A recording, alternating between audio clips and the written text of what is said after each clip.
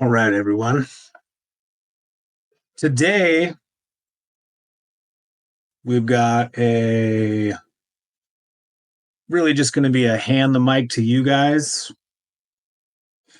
After we do the usual intro from Jeremy and the prayers and gratitude from Kim Marie, then we'll open it up and let everybody talk with their insights and testimonials. We're going to be, it's like the weekly check-in, basically a progress report. See where everybody. Oh, look who it is! Yeah, buddy. Sorry, man. I've been off and on the phone all morning, but yeah. Yeah, a hero's job is never done. Yeah. A lot of motherfuckers are scared. Accurate. Yeah. Most live in fear. Yeah.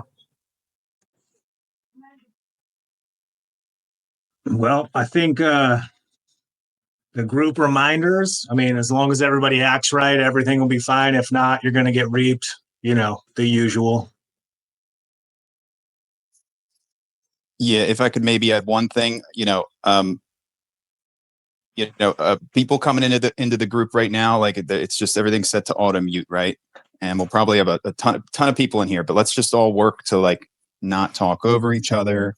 Try and manage your mute button with proper etiquette. Like if you say something, try and mute yourself, and then back and forth. Keep it super organized. If you do get muted, no big deal. Just raise your hand. Okay, but we can't just unmute everyone. We're going to just I'll try and make this as organized as possible, and just, use your better judgment in terms of when to step in and say something.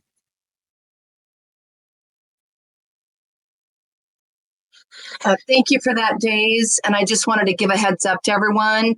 Heather is needing a little support today because she's a little under the weather. So we're here in full force to support her and all the work she's done to keep this a beautiful tent organized and up to date. And so I just want to thank everybody for pitching in, and everybody sort of self-governing. That's really what this is all about, and what we're being left to do is be stewards. So I'll start it off with a prayer.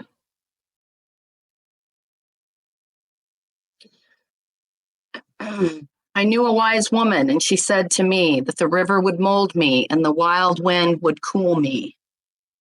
The trickster, the coyote, he would fool me. The father's son would warm me. Mother Earth would clothe me. Grandmother Moon would greet me. And the old ways she would teach me.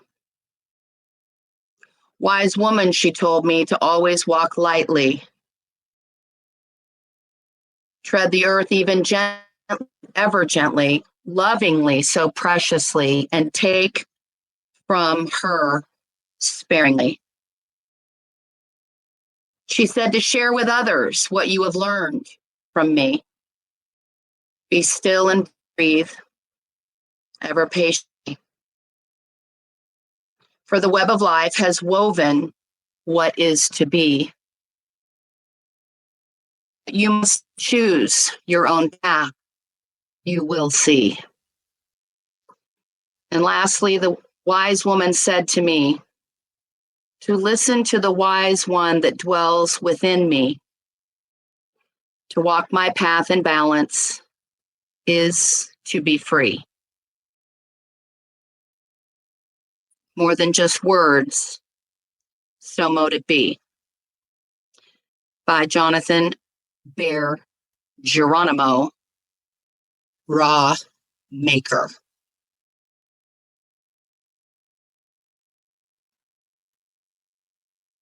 Grand awakening, everybody. Jeremy, what would you like to share with everyone today before we launch into gratitudes, insights, and progress? So many people have been working very hard. Well, first I want to start by thanking everybody for being here. It's an exciting time in history, and I see the warriors coming together to make this happen. So have full confidence and faith in the people. And that's what this group is, to empower people to self-govern, like Kimmery mentioned, and to move forward. We got a bright new future ahead of us. We've got some turbulent waters to get through, but we've got the right people in the right place to do the right thing. And it feels like a divine situation by how everybody has come together in these groups, inside and outside. So I'm just highly thankful for y'all's presence. I'm highly thankful for your energy. And I hope that, what we've done here in RECOUPERS, y'all find benefit in. So again, thank y'all for coming. And especially all these admin. Heather, she's under the weather, but she's done a phenomenal job setting this up for y'all. And our admins working together with her. I couldn't ask for anything better. 100% pleased in what we got going on and how we're moving. So I love y'all. Enjoy the rest of this and continue to enjoy RECOUPERS.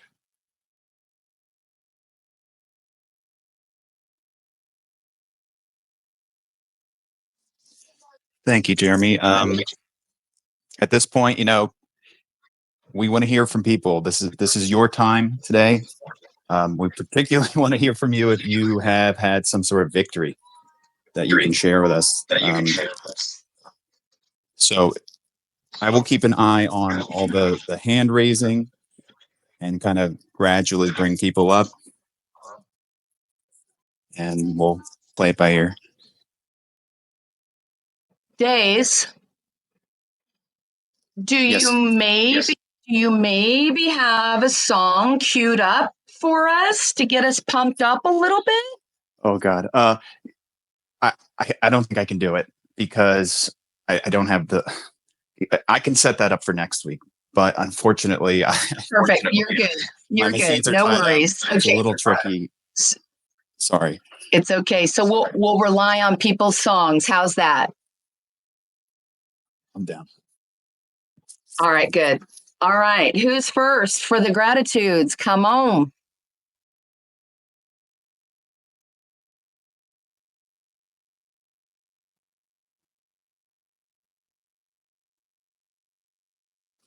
All right, we're letting a couple people up here. Again, if you want to jump on stage, be sure to hit the raise hand button. Hey, everybody. I'll start off with some gratitude. Thankful for, of course, always first and foremost, the man upstairs running the show. Grateful for the admins, of course, our families, the opportunities that we have coming available to us. I'm grateful for the unity that we've built here in the community. I just want everybody to take a second and always remember why you're doing it. I know we have great leadership here who tries to remind us of the reasons why we're doing what we're doing, but everybody personally needs to have their own reason why they're doing it, so you could take ownership for this, because the admins do their best to guide us as much as possible, but they're also setting us up to be guides for other people ourselves. So we're going to have our own testimony, our own story, and our own reason why. And I'm just grateful for the opportunity and the future of what we have going. Just wanted to get that out. I was fresh on my mind. Everybody have a good rest of the day.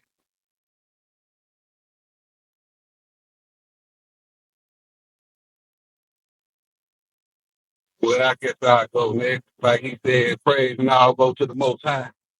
Will get me through. I've had a rough week this week, but I looked up my email about 1 o'clock last night, and I sure had a letter about that 1522 that I sent out and got my confirmation number and all that. So I just want to say thank y'all to everybody. And everybody, we just got to keep pushing, and because all the teaching that they're giving us is spot on. So we just got to take our time and look at everything that they give us and give thanks to everybody, because everything, all the information that they're giving us, we can't, I don't even know how to describe. So just thanks to everyone, all the admins, and to the community, because we push each other to get to where we want to be. So thank y'all.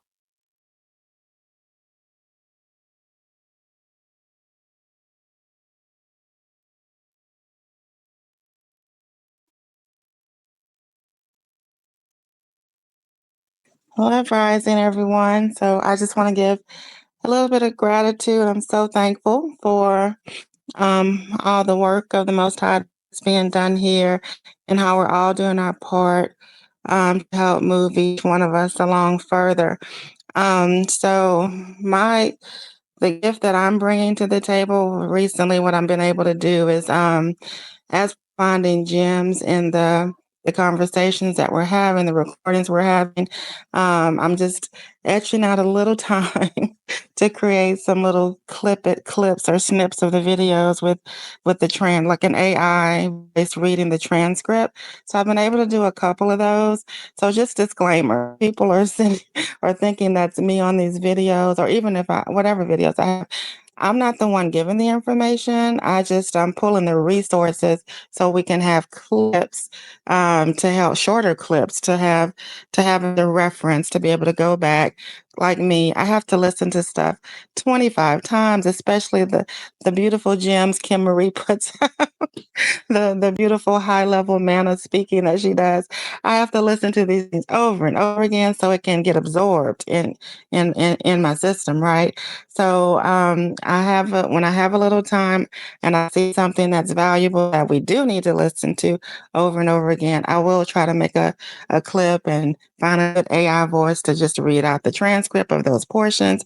Some of it does take a lot of work, but I'm so thankful to be able to do that and pull that forward. I think they're in the banking, mostly in the banking tab. And I'm very also grateful for those that have gone before us and pioneered the way on a lot of these tests, especially what we're doing now with the 1522. Because haven't been I've been on and off Telegram due to family matters or whatever. So getting back in a little late in the game than others. I'm very thankful of people that when I gave my testimony last week of my little AI generated letter, just pulling out those positives, people were responding, yeah, we already got that letter and it's going to be saying they can't do anything with it later. So I love the constructive criticism because that makes me, the auditor in me, dig a little deeper, right? So and then I went and looked for, well, because Treasury retail means like public, the public side to me, the way I interpret it. So I said, well, and they're always talking about the TDA account. So I said, well, maybe that is the public side. Maybe there's somewhere else we can send our bearer securities to. And I don't know, I've always heard Patrick Devine in his recordings say you need to deal with the bureaus only in the private, deal with the bureaus. So I just, looked up where that was and I found an address. I think it was West Virginia. So there's someone in the chat that was so gracious to say, yeah, I already been there, done that. That address isn't good either. So, I mean, I love the fact that as we're exploring and whatever, there's some that have gone before, pioneered the way, and able to give a little clarity on things. But one thing that can't stop is the movement that we're doing and the freedom movement. And we are going to get our remedy, our restoration, our recoupments, whatever those words are. And I'm just thankful that we are putting in, whatever our call purpose is here to fulfill, that we're all walking in that, and it's just a blessing for everyone. So I just wanted to say thank you all, love you all, and let's keep moving.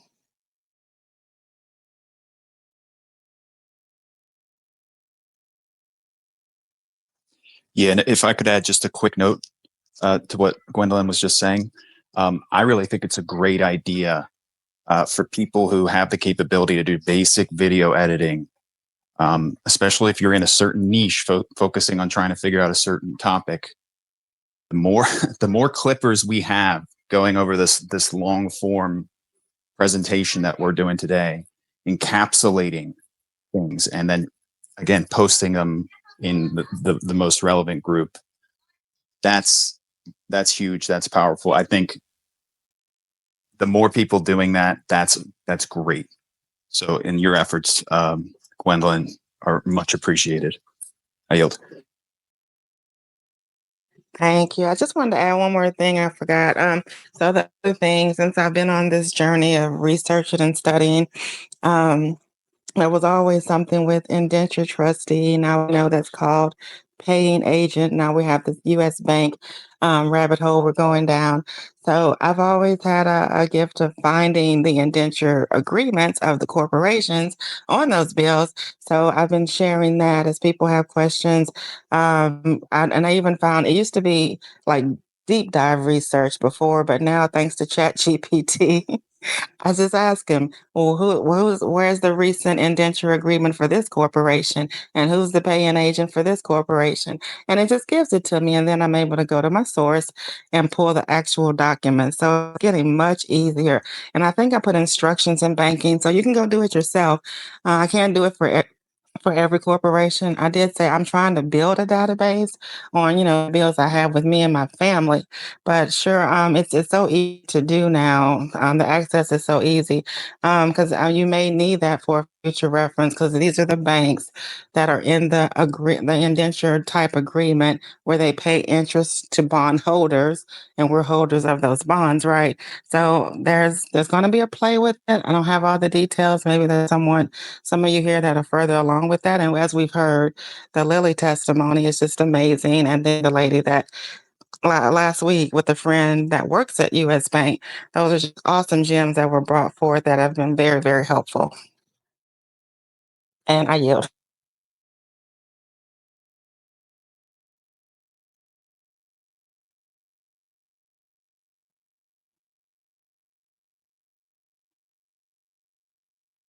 Grand Rising family, this is Grandma Millie. Mine's more about a gratitude to my higher power. I had a frustrating week last week, some brick walls, and I felt sorry for myself for a little bit. But then my higher power tapped me on the shoulder and basically what I keep hearing is I'm not quite ready yet, and then I need to do further research before I jump into some of these things. And so last night I found myself doing that, reading some of the links that have been posted in some of these folders, like the codes and whatnot. And boy, I'm telling you, what an eye opener that has been. I've been trying to do it just by following what everyone else is doing. And I'm finding that's not the way that I'm supposed to do it. I am supposed to do due diligence, which means do some research and don't expect things to just fall in my lap without it. And I'm truly grateful that I was able to hear that message, stop feeling sorry for myself, and dig my heels in and start doing some reading. And already in the 3 or 4 hours that I spent doing that yesterday, I've learned a lot. And I'm grateful for this family being here and posting certain things that get me to other places that I need to be looking at. Thank you for bringing me up, and I yield.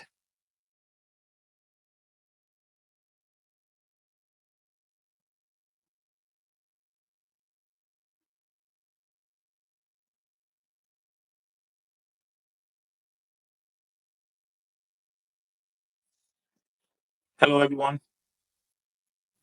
This is Desmond. Gratitude. This has been a awesome week for myself. I'm actually bringing my wife into the process, and she has been excited. She supports me 100% in doing this and what I'm doing. And I just want to bring some great gratitude to Kim Marie and all the admin, Mr. Tech, all the people that's behind the scenes, because that's what's been um, giving me the enthusiasm and the excitement and the the just the joy of knowing that the answer is within the system.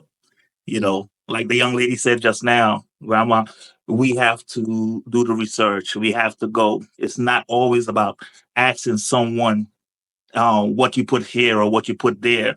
It's about going in, because believe me, most of the answers is in something that's already posted. You just have to find it, and people could direct you to those um uh, I guess that area that you need to concentrate on.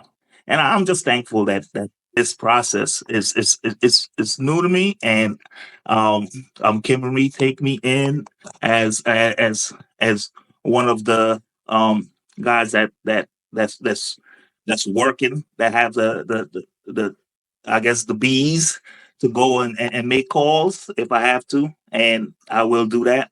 But I'm just grateful that this team and this group is together. I can't wait to meet most of you, because we are making a difference in the entire world. This is history in the making.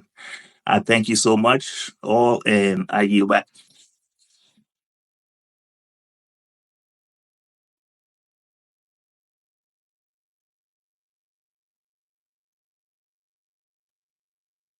Is anyone speaking? I don't hear anyone. I yield. Healthy, you just requested to come up, right? Did you have something to share with us? Well, I was just wondering why it was silent. I'm sorry to bother y'all.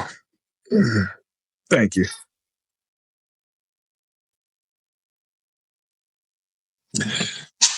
I am trying to learn the 1099 process to discharge a credit card. However, I think I can learn that without taking your guys' time on here. So I yield.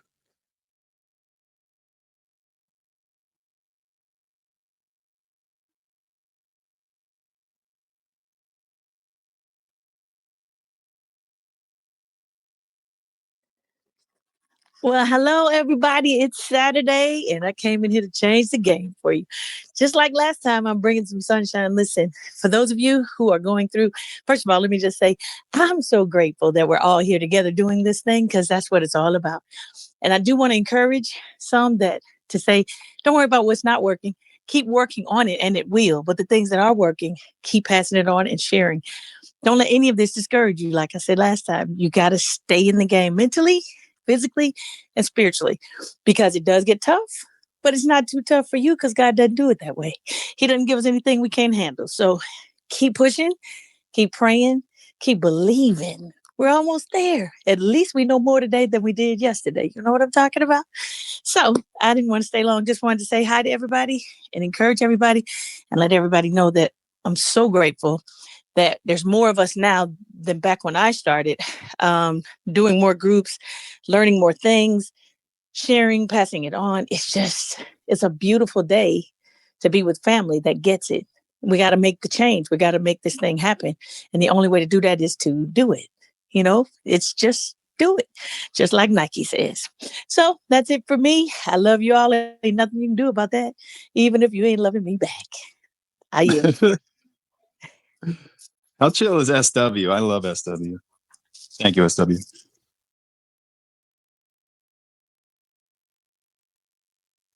Yes, I need to add to that, sunshine. So, this journey that we're on, sometimes we feel like we're in a dark tunnel, right? But we're just feeling our way through. But at the end of 2024, God definitely showed me we are in the light at the end of the tunnel now. And there's no turning back. We're moving forward. We're out of the tunnel. We're in the light. Everything we need is being exposed to us. We have greater access.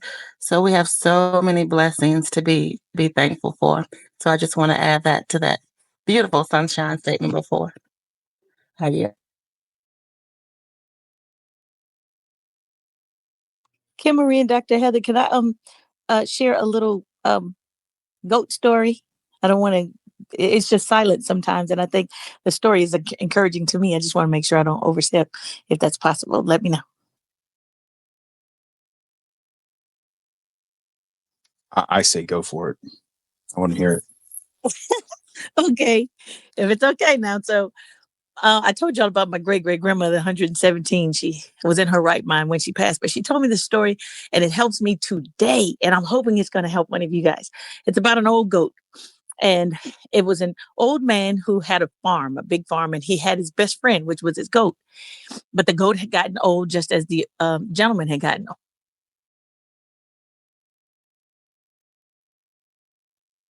I was saying, I don't know if I'm going to be able to help you much more talking to his goat, because we're both old and I can't do it by myself. And so one day they were just out walking in the field as every day. And the old goat fell into one of the old dry wells that was on the property. And he fell really deep. So the older gentleman couldn't get him out. So in his mind, he said, well, I guess this is God's way. And maybe this is how it had to end. So he started to dig into some dirt. Oh, I'm getting excited. When I get to this part, I get excited. He started to dig in some dirt every day and just shovel it over into the hole in an effort to bury the goat since he couldn't pull him out. But the goat thought that, okay, if this dirt is coming, let me just shake this off and pack it under my feet. So as every day when the man would go out and shovel as much as he could, he would send it over the well, and it would land on the back of the goat, and the goat would shake it off and pack it under his feet until the one day that the goat walked out of the well, because the dirt was compact, it was hard, and it was rising every time he didn't. I hope y'all get this like I do. He was rising every single day when the man was throwing the dirt down. So I see that. And my grandmother used to say, that's how you have to do life. Bad things that come your way, shake it off and pack it. Anything that's coming your way that seems like it's there to harm you, turn it into something that's going to help you.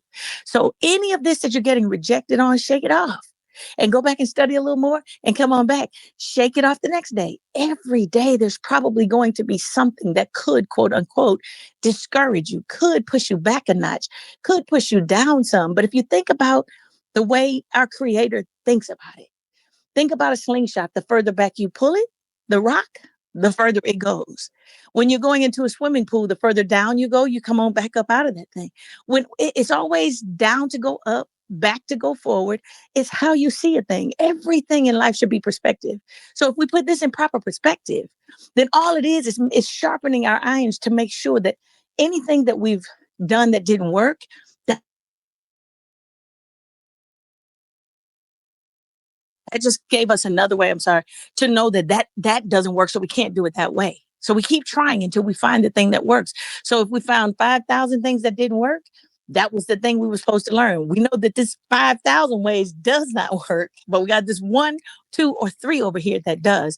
So if you put the proper perspective on it, then anything that looks like a loss is a gain because you gain knowledge about what that loss really is. If there's anything that doesn't work, you've gained knowledge that whatever you're doing that way is not working. So we're going to keep working until we find what does. That was it for me, that goat story. I live by that. And I hope it helped someone. It's simple, but huge in the scheme of things. So I hope it helps someone. No matter how hard it gets, shake it off, pack it under your feet until soon you'll walk right out of that thing and be right where you need to be. Okay, now this time I yield for real. Thank you, guys. That was definitely encouraging for me. This is Dr. Heather. I'm not feeling well today, but I just jumped on and got right at the top of that story. Right on time. So that was so encouraging for me. So I appreciate that, SW, and for everyone that's on this call as well. I won't stay on here long, but that was great. That was perfect timing for me. And I'm just so ever so grateful for this group and this family and this community. And that was perfect. Putting it under my feet so I can rise even further. I yield.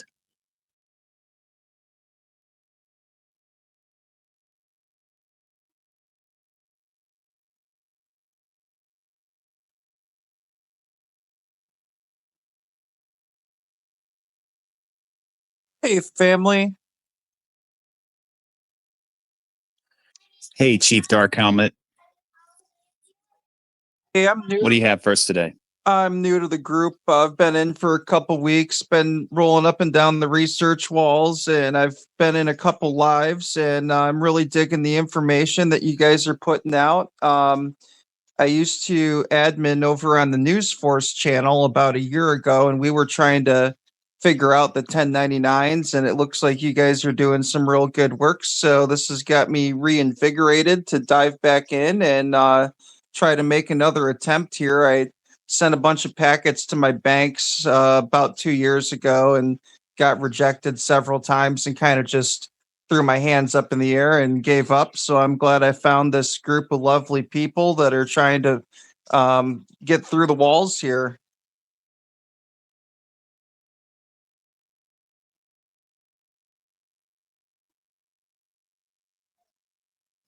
Yeah, man. Welcome.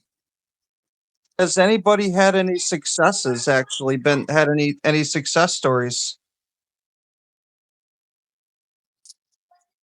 Yeah, I mean, there's been quite a few. It's hard to just go over them all right here, right now. I mean, what we're really hoping is to hear perhaps some new ones today. I feel like there's a couple I heard about this week. I'm hoping certain people will step up. What's the best way? I see the start here. What's the best way to, like, say I want to just try to I've got a lot of, well, obviously the last 4 years hasn't been easy on any of us. So I've racked up some debts, and it'd be nice to get at least one or two of them off my back. What's the best way to start the process to, like, maybe try to cancel out a credit card debt or something?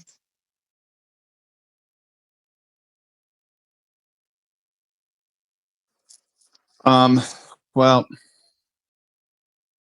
this particular meeting today isn't really a class type session, but my best advice would be, you need to find your place in this network we're building that matches your ambition and get involved. And, you just need to spend the time and energy and work together with other people and just keep moving forward. Like, I'm certain there's solutions being discussed in the Recoupers or auxiliary groups. But I do think you're in the right place. So I'll kick back and relax and just enjoy the chat. And if anyone could point me in any directions for maybe some guidance or education, that would be appreciated.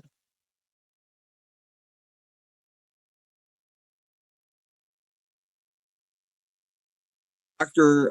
Heather, I hope you feel better. I know there's a lot of crud going around, so take care of yourself.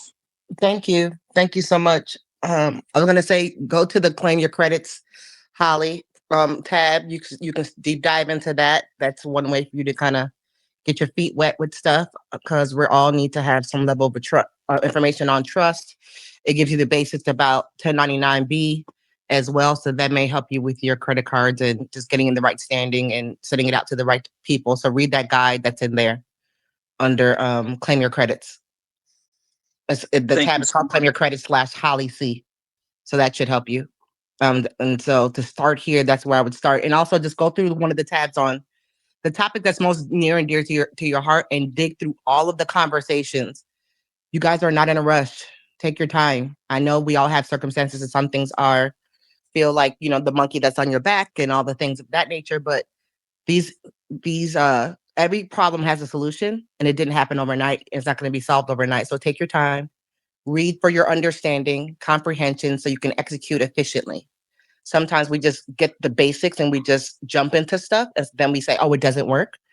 But your energy has to be in the right place. Your spirit has to be in the right place, and you have to believe in your own circumstance and your own solution. So I just encourage everybody to just take your time, learn to comprehend, read the instructions for everything, all of the forms, to find the right one for you, because we can suggest anything all day on these calls.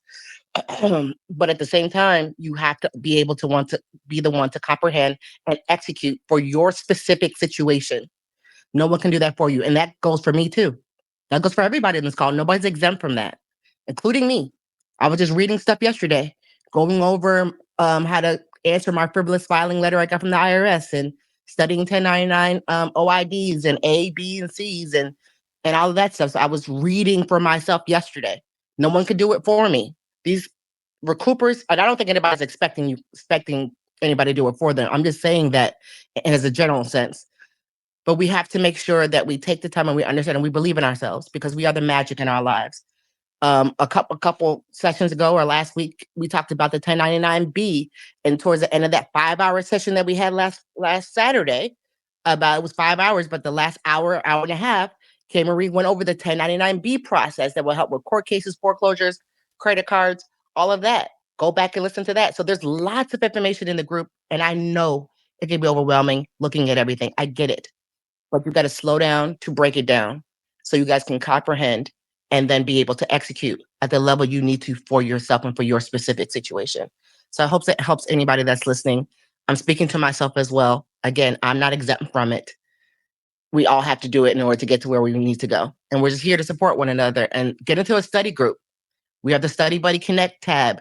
Find somebody that's in your state, someone that's in your area, or someone that you even just connect with that may not be in your state, but that's in a different group. Connect with them so you guys can learn together. Sometimes it takes the conversation one-on-one, 1, 2, 3, or 4 or 5 people on a Zoom call, and you'll be able to comprehend and be able to grasp something that you couldn't see for yourself by yourself. So take advantage of all the opportunities here. Everything in this group is free. No one's going to charge you in here. That's not part of our policy in the way that we move in Recoupers. So if there's anybody that reaches out to you, says, hey, I can help you fix your situation and we're going to and we charge X, Y, and Z, that is against policy here. We don't encourage that at all. We're here. This is a free community and we're here to help one another and support each other and all as we all learn together. So I hope that helps someone and encourages someone today, because it does encourage me. And that's what I think about on a regular basis as I'm working on my own stuff as well. So Taki, you're doing a great job. Take it away. I'll be on here for a few more minutes and I'm going to hop off, but thank you guys for all that you guys are doing in the leadership team here. I appreciate you guys and I'm glad to be a part of this group. Thank you, Dr. Heather. That was a perfect response as far as I'm concerned. And I do hope you get well soon. We brought a couple more people up. So jump in if you got something. Make sure you start with gratitude when you get on the mic, though. I want to reiterate that. Don't just come on here with questions or things like that. And I'm sure Taki and K. Marie has mentioned this, but every time you come on this mic, make sure you start with gratitude, what you're grateful for, and also how you want to encourage yourself and others. And then maybe you can pose a question or a suggestion towards the end of that. So make sure you just start with gratitude, please.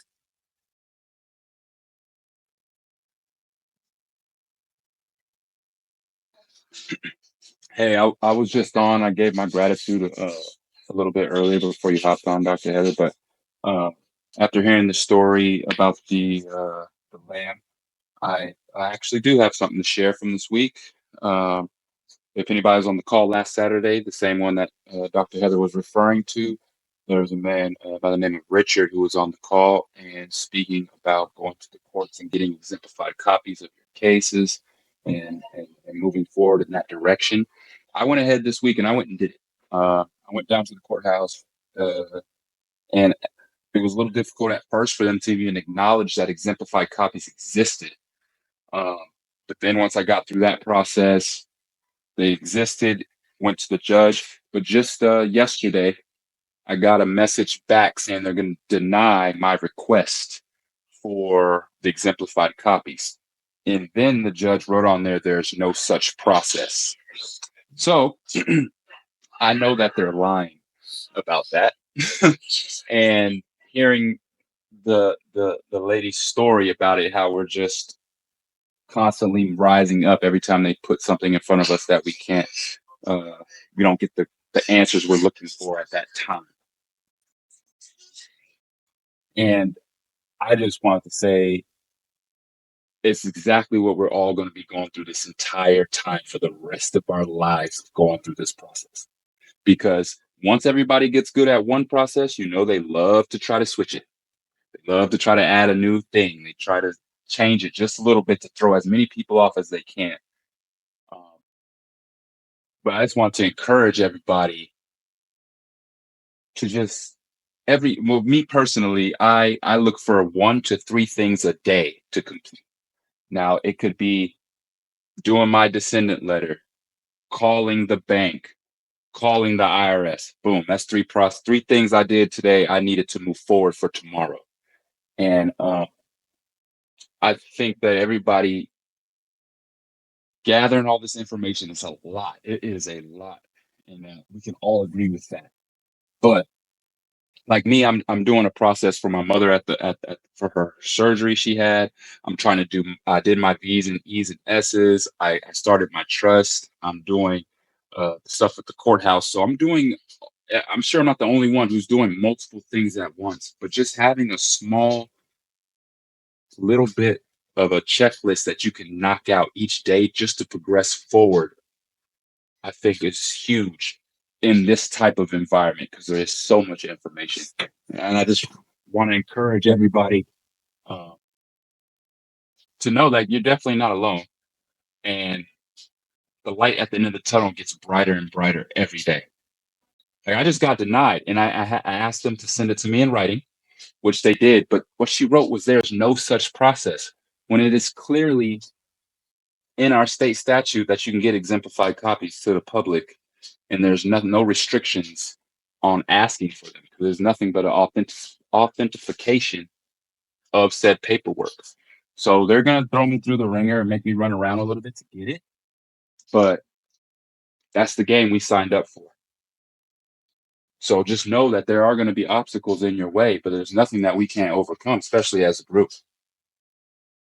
And yeah, I yield. I just wanted to throw that out there. That was great, Collie. That was awesome. And thank you for sharing that. Did you go to the county clerk to request that? Exemplified copy? Yes. So I went to the county clerk. This is, I mean, a few people may have heard a little bit of this already, but yes, I went to the county clerk. The lady at the front desk kept saying, "Oh, we do certified copies. We do regular." She, showed me her stamp. He's like, "You print it off right here." Her printer was right there. And then either I give you this or that. I said, "Well, that's not what I came here for. I'm not here to get that. I would like the judge to sign off with these exemplified copies." "Oh, well, let me go ask my supervisor." She goes back to the supervisor. She comes back without the supervisor. And I was like, okay, let me just wait. And then she went to lunch break, so I'm still there waiting. And the supervisor comes back and tells me, "Oh, okay, well, we only do this for civil cases, not for criminal cases." I said, "Why? Well, why not? Or what is the deal with that?" And she expressed to me that she's only done one of these in 30 years, and it was for a civil case, not a criminal case. But she would turn in my request. Turn in my request. The judge apparently called her because the first communication she called me, she didn't put it in writing, which might have been my mistake. I should have cut that conversation off. But she called me and said, "The judge wants to know what authority you have to ask for those copies." So I pulled up the law statute that all public records, uh, are available to the public, and there's no restriction on accessing those records unless it is exempt already within the courthouse, which my DUI is not. So I went back and I sent that to her, or told her that over the phone, and she wrote that up and sent it to the judge. And the judge response in her handwriting, "There is no such process." So for me, that is letting me know I now take it up to the next step because the process clearly exists. As far as I live in Washington, I don't know about everybody else's state, but in my state, as far as exemplified copies go, the only thing they have in anything that I've been able to find thus far, it only talks about the price of getting exemplified copies. It does not talk about who's allowed to order them, restrictions, what type of cases. None of that exists. So they're denying me, telling me to find a law or a statute that gives me access to it. Well, they don't have a law or a statute that denies me access to it. So Monday morning, I'm going to go to the higher court and figure out my process from there because I don't want to be combative or argumentative with anybody on any level. So I'm just going to go up to the next level and see what we can do. But it does exist. It's not. I didn't make it up. So No, you didn't. yeah. You're right. I mean, I used to live in Seattle, so Awesome. I did not experience the county in that way. But in another state, I did have to get exemplified copies of my name change in Mississippi, and I had no issue. I dealt directly with the clerk. It's a smaller city, but she had no, and I did it all in writing though. So that may be the thing I wanted to suggest to you. Make sure you put it in writing. If it's not written, it's not real. Make sure it's written and you send it to them, and you can do it certified mail. You can do it, however you want to do it versus you going up there. That way you have proof of delivery and then go from there. But well, yes, no. So my original request was in writing. So I wrote it directly at the courthouse. So I do have it in writing, but just me taking the next step is definitely going to be in writing. I don't know if I should go straight to the attorney general or if I may go through the next court up here. So I'm just Monday morning. By Monday, I will make a decision, and I'll update you guys next week for sure how that goes. But their main argument was I couldn't do it for criminal cases. That was what they were trying to tell me, that you can't do this for criminal case. And my response was, well, why? It is nothing but the same copy you want to give me, but with your stamp that this is accurate. Yeah, I'm That's not it. sure. Mine was civil as well. So, but yeah, you're on the Yeah. right track. It sounds like it. Yeah, I'll keep you guys updated for sure. And everybody keep rocking on. Like I Thank you said, for that. one to three things a day. I love that. That's a great tip about having a checklist, task list every day. 1 to 3 things a day. I think that's great. That's absolutely a good tip. Amazing. Thank you.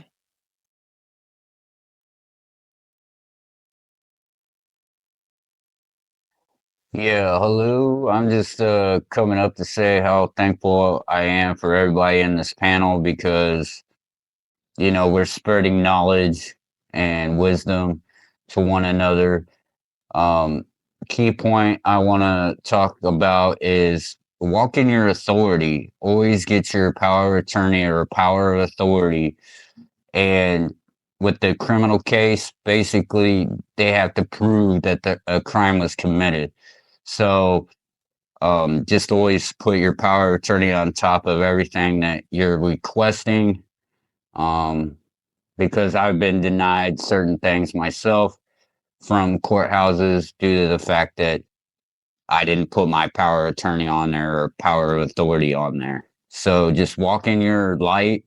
Um, also, just stay blessed. Don't get caught up on processes because you do need to take the time, but some things don't come immediately, and just walk in your authority. That's all I can really say, and it all comes from you. All power and authority is mine of mine, and thank God the divine. However you guys want to look at the higher power. Just yeah, walk in your strengths, and yeah, reach out to one another through the study buddies and ask questions, and hopefully those questions can be answered directly or indirectly for you to search for the answer, because the answers are here. I've been through a lot of the tabs, so I'm just thankful for all the admins that take the time to separate like each topic in a way. Stay blessed. I yield.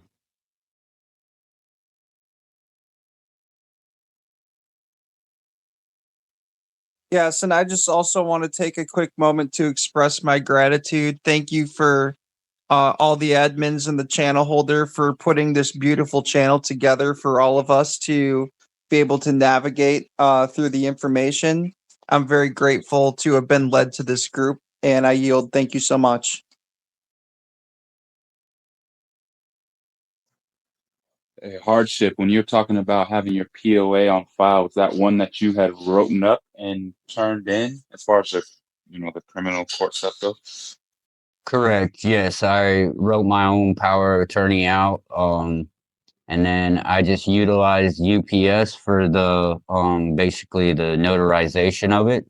And all I had to do was show them my ID, and they went ahead with it. So if you guys are having problems with any notarization, I mean, you utilize either your credit union if you have one, or UPS, and you know, uh, basically, yeah, just write up your own, and just state that you have the authority over the dead cap's name, and that's pretty much it. I mean, there's examples all over the internet, so you should be able to find it.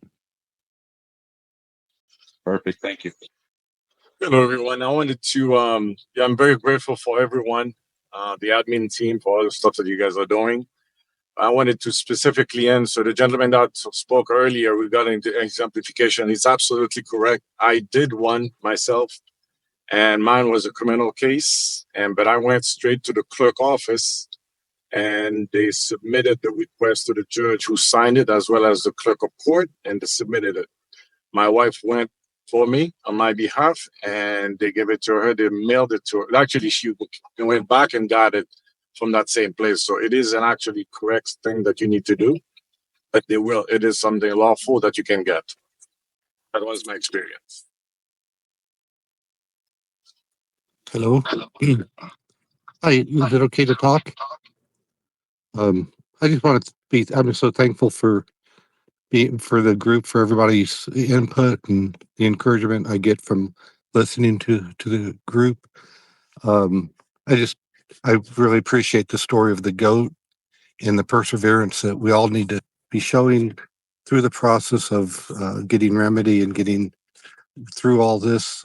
As long as we stick with it and have God behind us, we'll do great things, and every one of us can. But thank you for letting me share, and I'll step down now.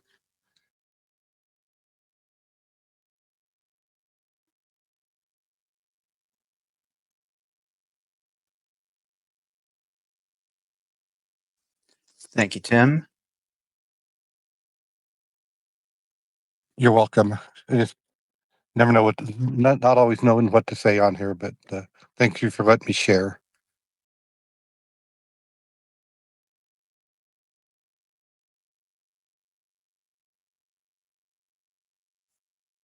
Well, nothing can go wrong with all of us on here and encouraging each other and just helping each other learn all this stuff.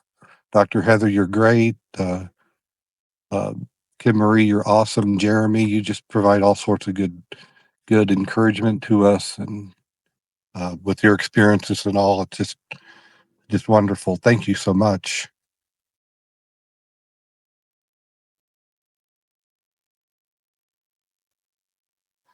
Thank you for being here, Tim. We appreciate you. You bet. Thank you. I've been learning so much, and every day I read and listen, and I gain so much knowledge, and I know we're getting close to getting so many answers to everything. Thank you. And I'll step down, and somebody else can come up too.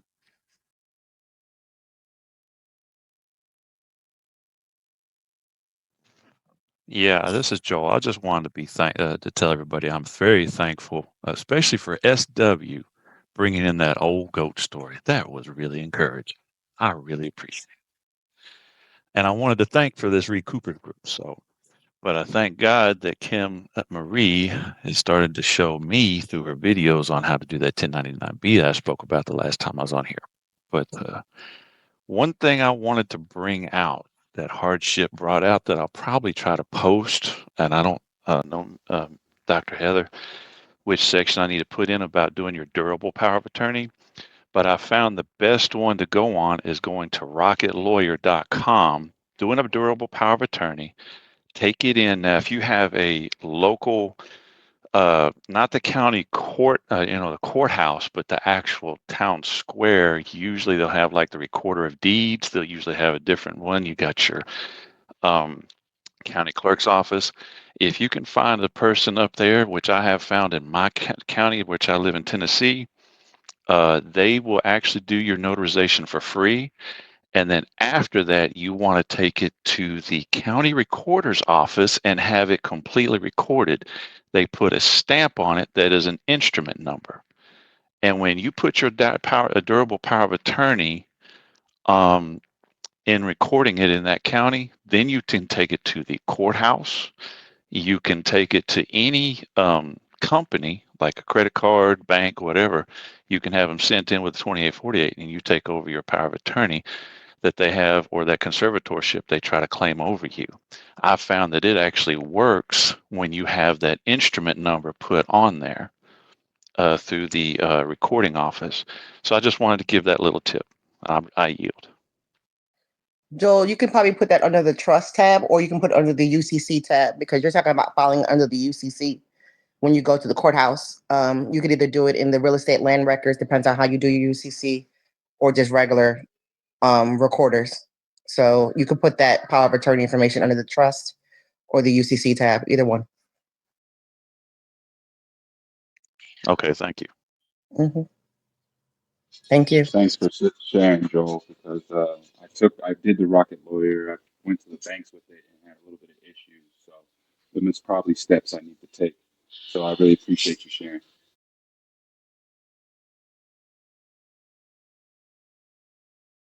Yes, thank you, Joel, for bringing that up. And also, Miss Dr. Heather, I hope you get to feeling better, and thank you for being here. Thank you guys for all the well wishes. I appreciate it. I'm getting there. Thank you.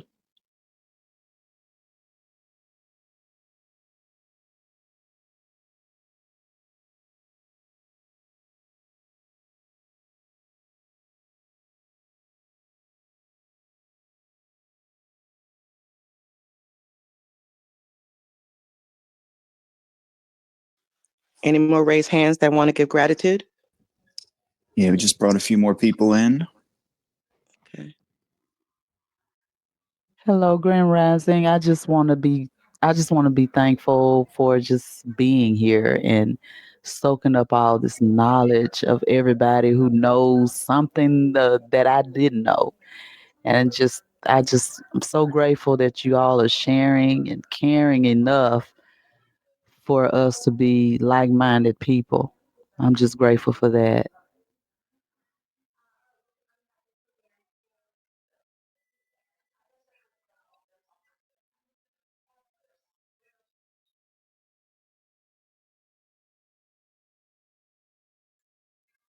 And I had a question about the 8300 form. I'm still trying to figure out how to fill that out. But other than that, I am learning.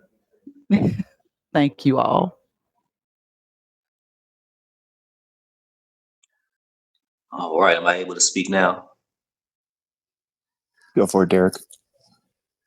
Okay, I just want to give a shout out to the admins of the group and thank you all for putting these groups together. It's kind of a breath of fresh air to have an outside source from Facebook. I know over the years past, everyone was accustomed to being in the Facebook groups, the SPC groups, and all that stuff, and there was mostly where people gravitated to get, be exposed to all of this information. But Telegram is a real nice break and a really good source to be exposed to all of this. Few things I will mention. Is probably the first time I've ever talked about this verbally, as opposed to just typing it all out.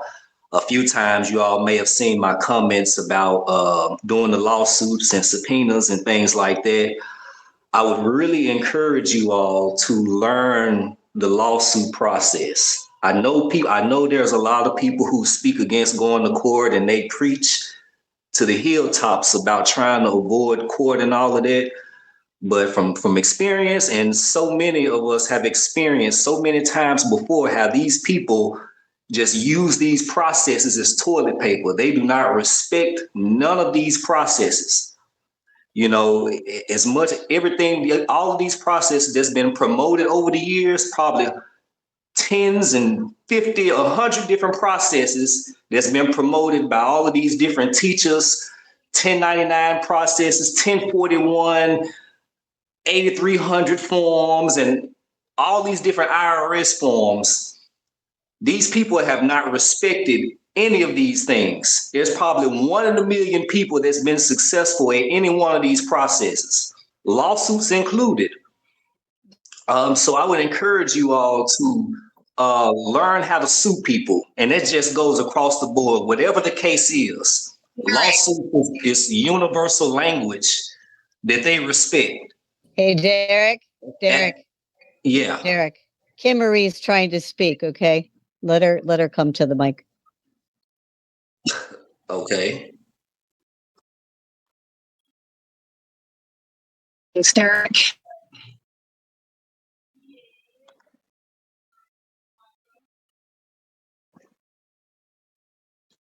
Kim Marie? Are you there? Yeah, I'm here. Can you hear me? Okay. Please give this community a gratitude. Say again. Give the community a gratitude from your heart. She said, please give a gratitude to the community from your heart. I did. That was the first thing I did. Was she listening? Repeat it for us, please. Maker of arts. Kim Marie, you sounding robotic. So she wants you to repeat your gratitude because you're going down a road that this group doesn't go down. And she'd like you to repeat your gratitude. Okay, what road does this group go down? If someone can We're not clarify that here for to me. create. We're not creating a bunch of lawsuits, Derek. We're here as gratitude for our processes.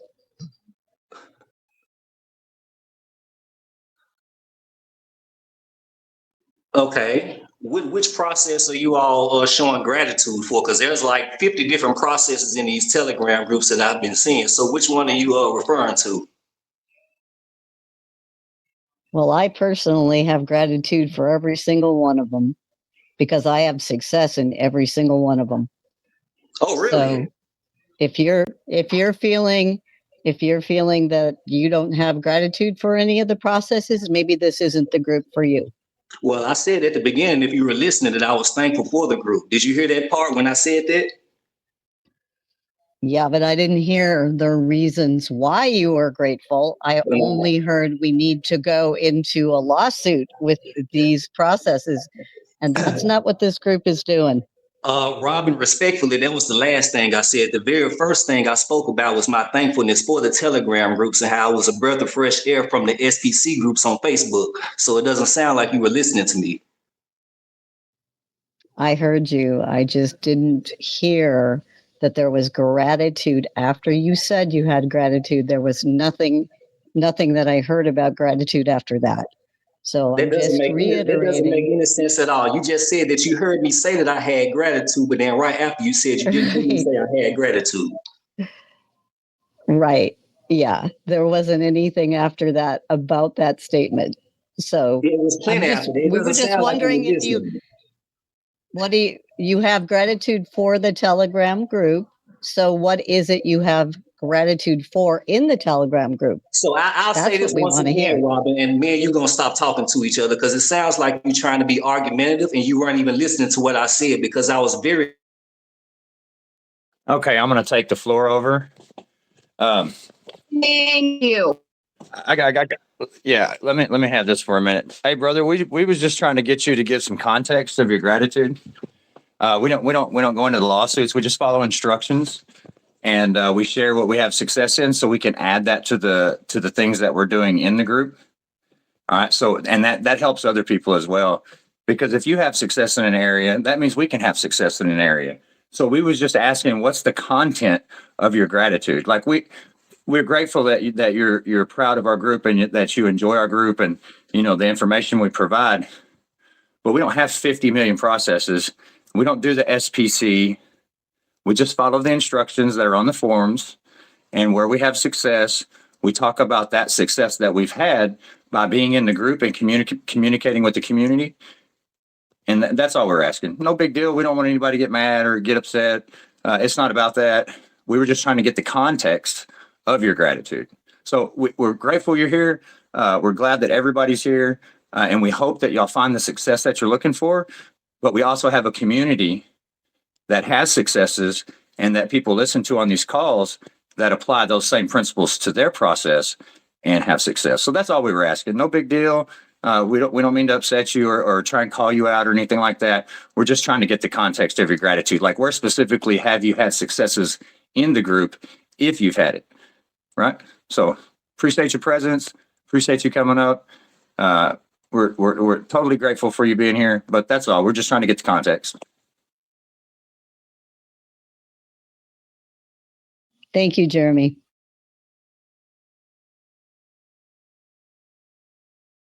My pleasure. Hello, everybody. This is Johanna.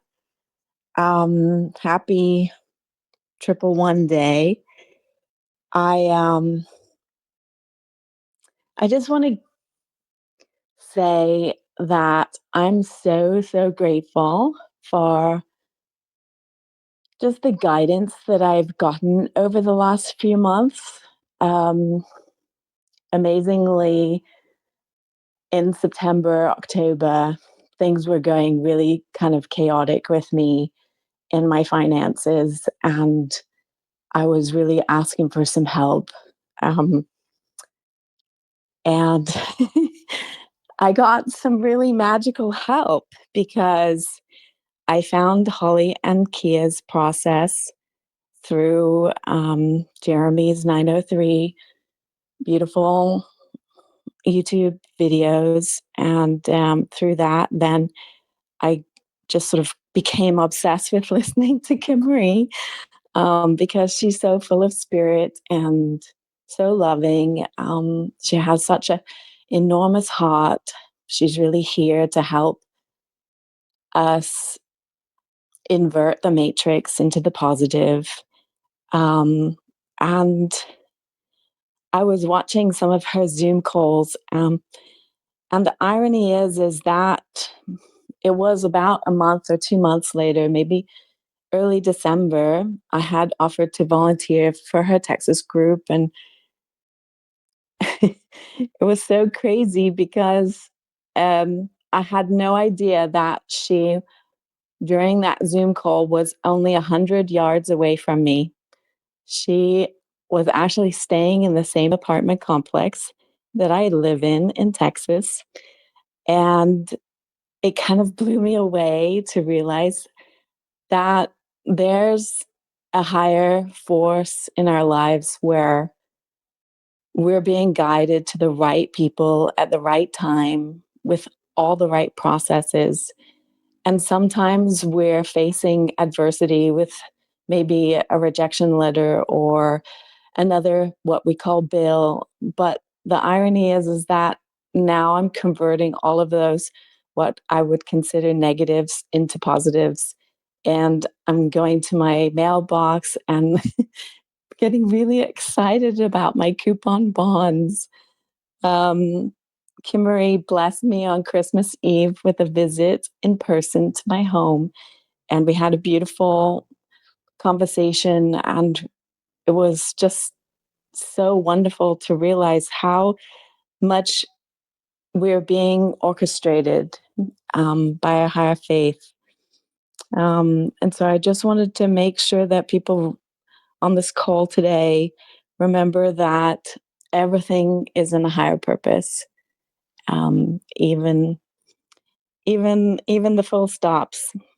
And I wanted to give a shout out to Tom because he's put up with me and my questions for the last 3 months, and Marielle, my study buddy, Leon, for his magical testimony that just completely blew me away and gave me so much faith.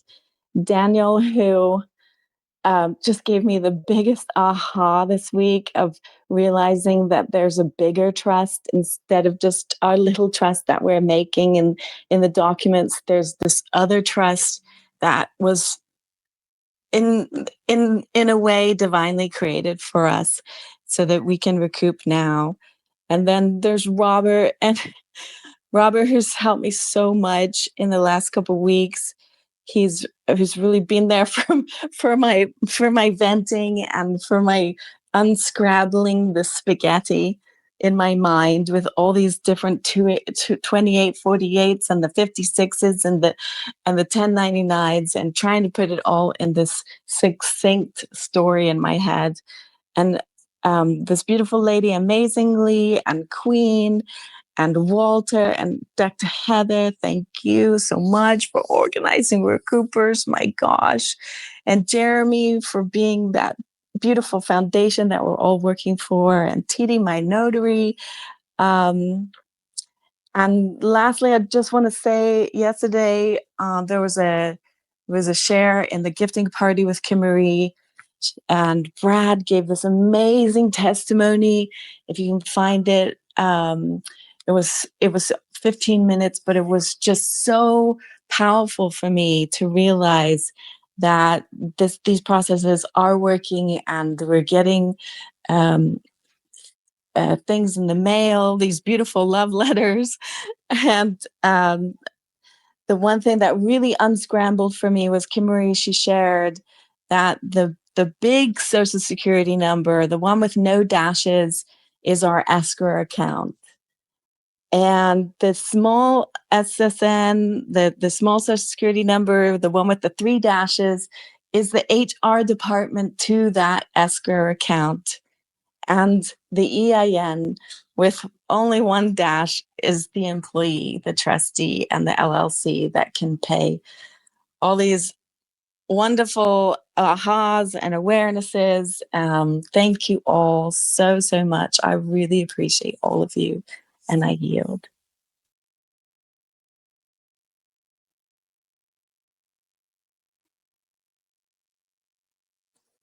Thank you so much, Johanna. Well said.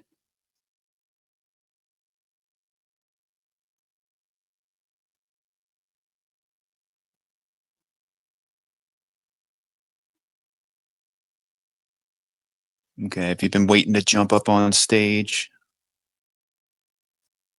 now's the time.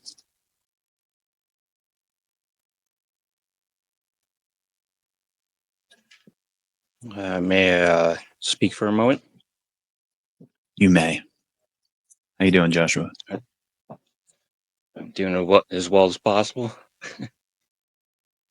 Just I value the gathering of the scholastic endeavored race as we are. I don't know if anybody knows who I am, but I've had that secured party or operating security group on the forum on Facebook since circa 2014. Joshua Gutierrez or Joshua Wynn Gutierrez, if anybody recognizes who I am. But I like to recapitulate an experience I had circa 2014 when I walked into. Okay, I have my personal preferences on what I do. Like I practitioner in like the intake of cannabis and alcohol. There's one circa 2014. I'm from this southwest, the San Gabriel Valley or Pasadena, Alhambra territory, whatever. And I migrated my way to the East Coast in 2012. It was circa.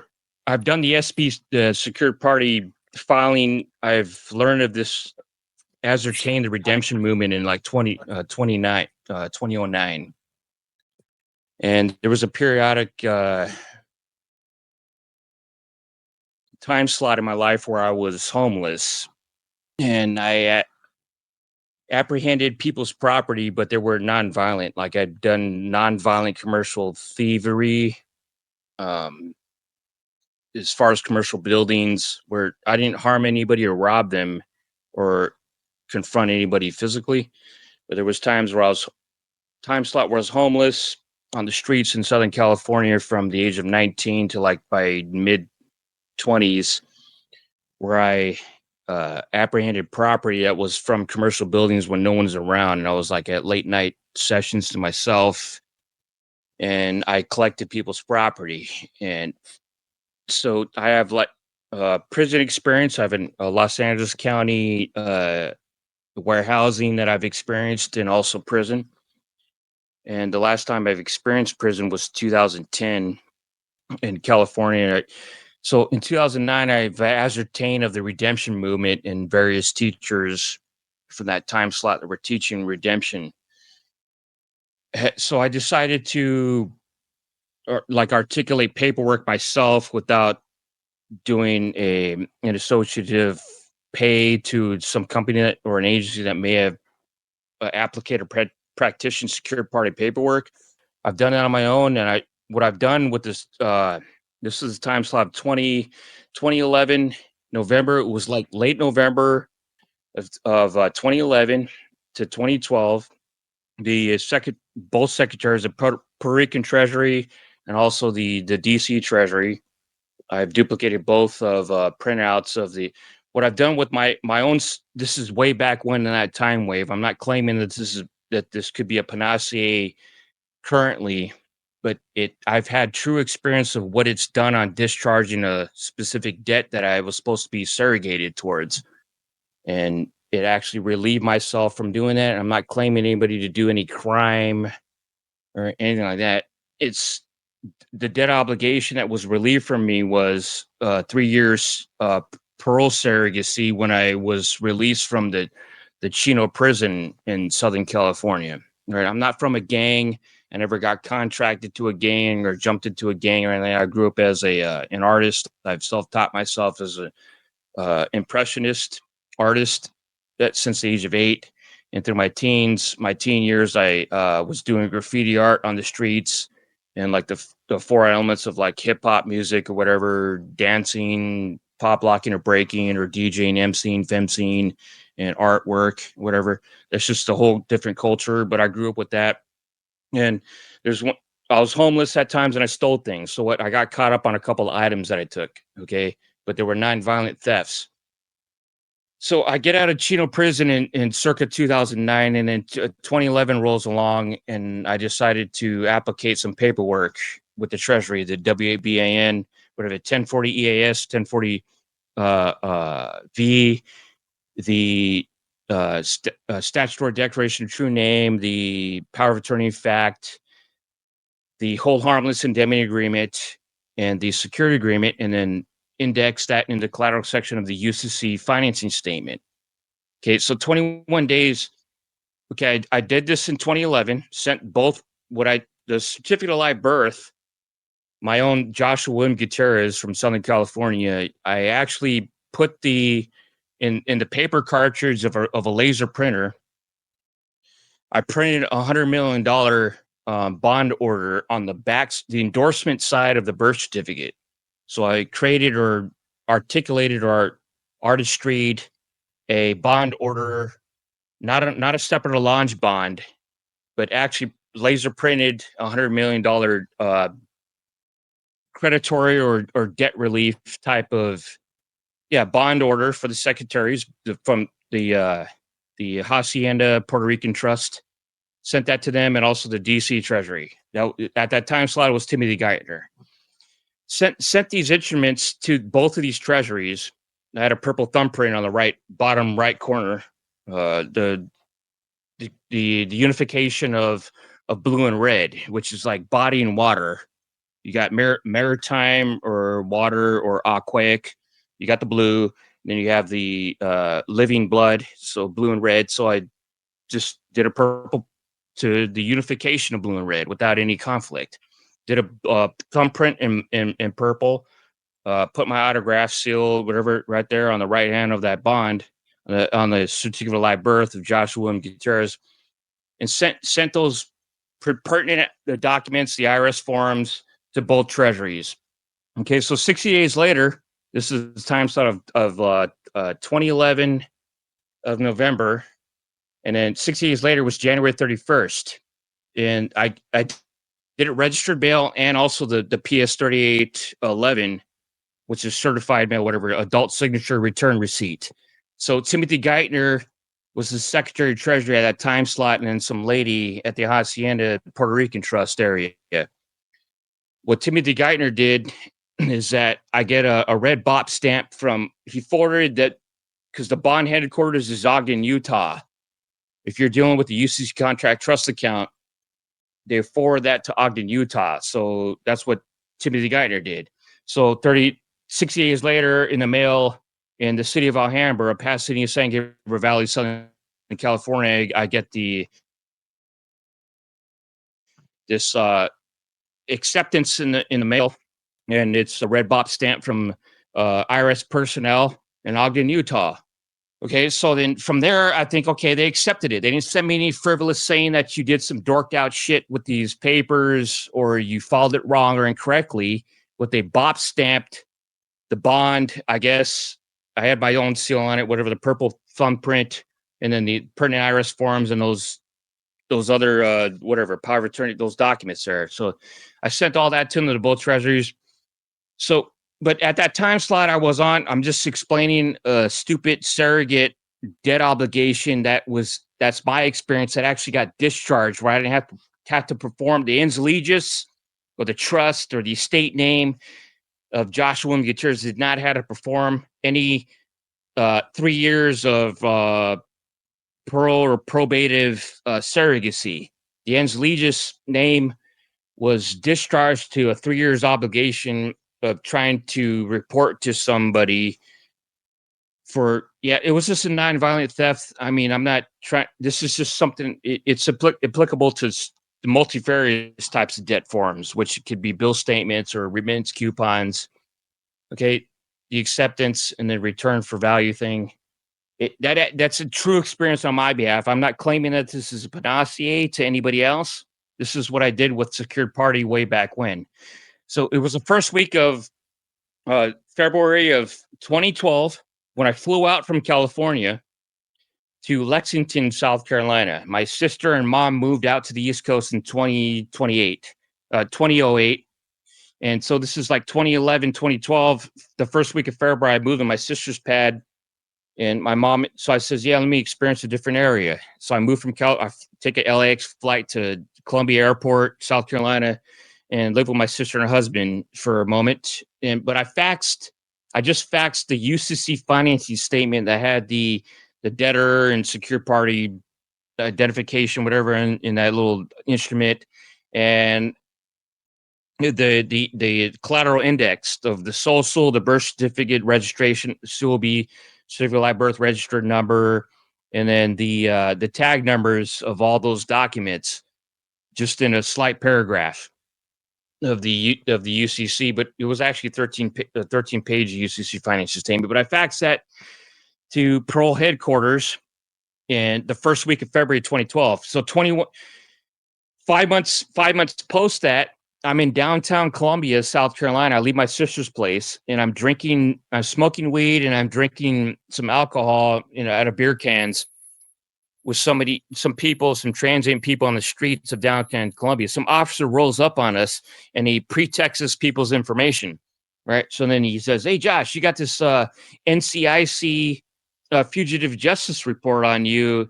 And right, so then I cited some statutes at large code to him. He was all, "What is that?" He wasn't trying to comprehend that. And then he apprehends me and I get thrown into the Alvinet's Glen Detention Center, which is in downtown Columbia, South Carolina, for 21 days. And when I was in there, I was in the E unit of Alvinet's Glen Detention Center for 21 days. In that time slot, or the time period of 21 days of May of 2012, an investigator lady came up to me in there asking, "What did you do? They're not even trying to extradite you to even go back to California. I says, "Yeah, well, I gave some instruments to some treasury agencies." And that's all I told her in one sentence. And she thought it was jovial and pranced amongst her way. In the 21st day I got released from that warehouse and back into society, or the Republic. And I verified if I was on parole or not, or whatever. And it was actually obviously discharged. That's what happened on my behalf. And there was something I did with Wells Fargo Bank in 2012, sent them the financing statement, and they actually disregarded that account.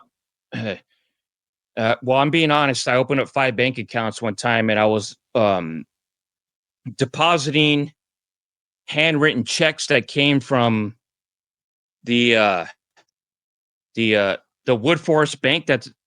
I opened up okay, I'm trying to recapitulate this in a paraphrase real quick, and I'll try to hold your guys' time for a moment.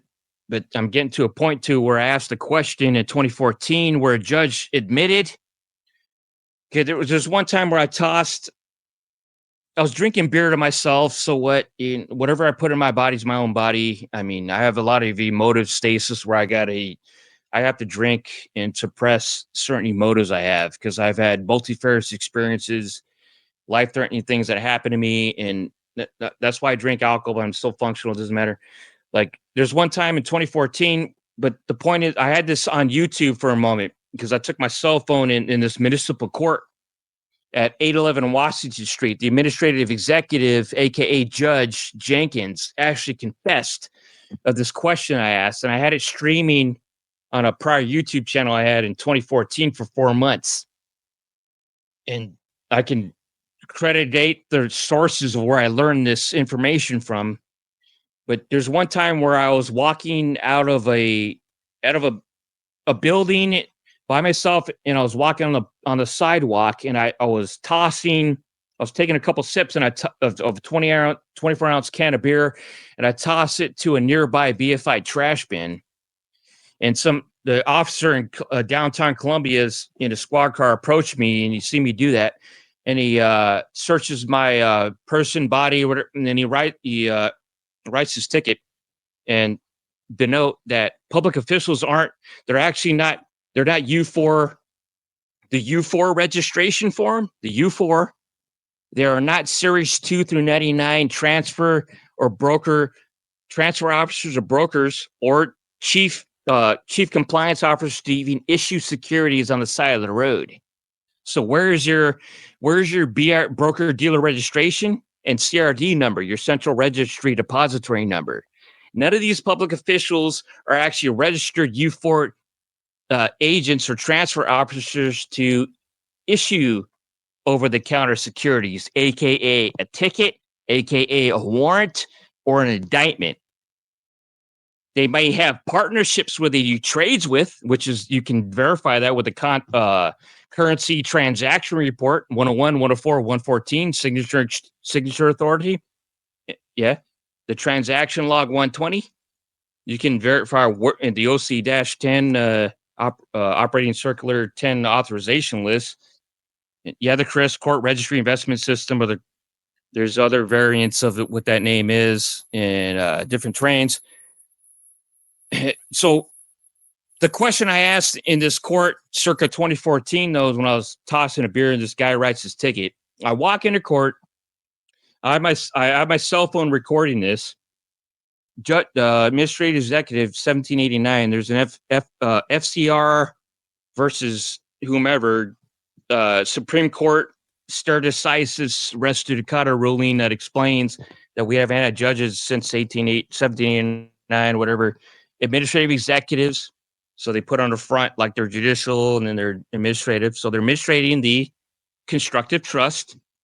So there's a question I asked when I walked into the 811 Washington Street Municipal Court for the toss in a beer can. The Judge Jenkins guy breaks somebody off with like a $200 fine and somebody with a surrogate drug class, and he calls them the name. Is Joshua William Gutierrez present? I walk up. The officer there, whatever, some recorder, clerk, or various other people in there, and the black robe sycophant at the podium, Jenkins. I asked a question. He calls out that name, and I ask, "Are you saying that the trust, which you're now administrating, is the Joshua Gutierrez Trust?"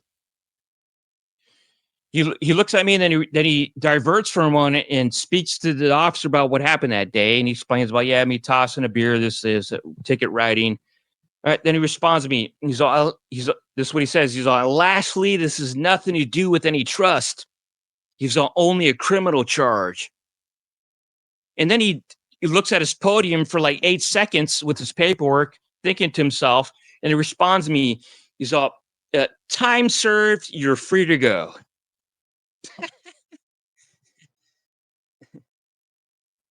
Thank you, Joshua. Interesting story in history.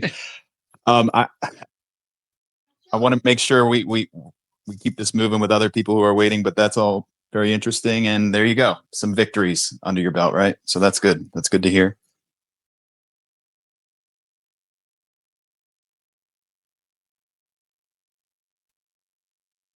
It's just an important notation not to gain verbal contractual agreement with. If we answer to the name verbally, that's Uniform Trust Code. It was established in 2006. Because if we even answer that name in these political subdivisions, they're taxable events. I have a current experience where I've done the 1099B, on our courthouse and also TD Bank via the 1041. And so I'm supposed to receive a 10,424 return on signature exchange, because the 1099B is actually the broker barter exchange. So when we applicate our signature on contracts or applications, that instrument is traded, and they have to prove that with the Federal Reserve or the Federal Register report 2046 and the 2096 on securities exchanges. That's what they do. The charging it's black magic on these courts. Sigil, SIGIL, sigil magic, charging instruments, financial instruments that are homogenized into fungible securities. And none of these public officials.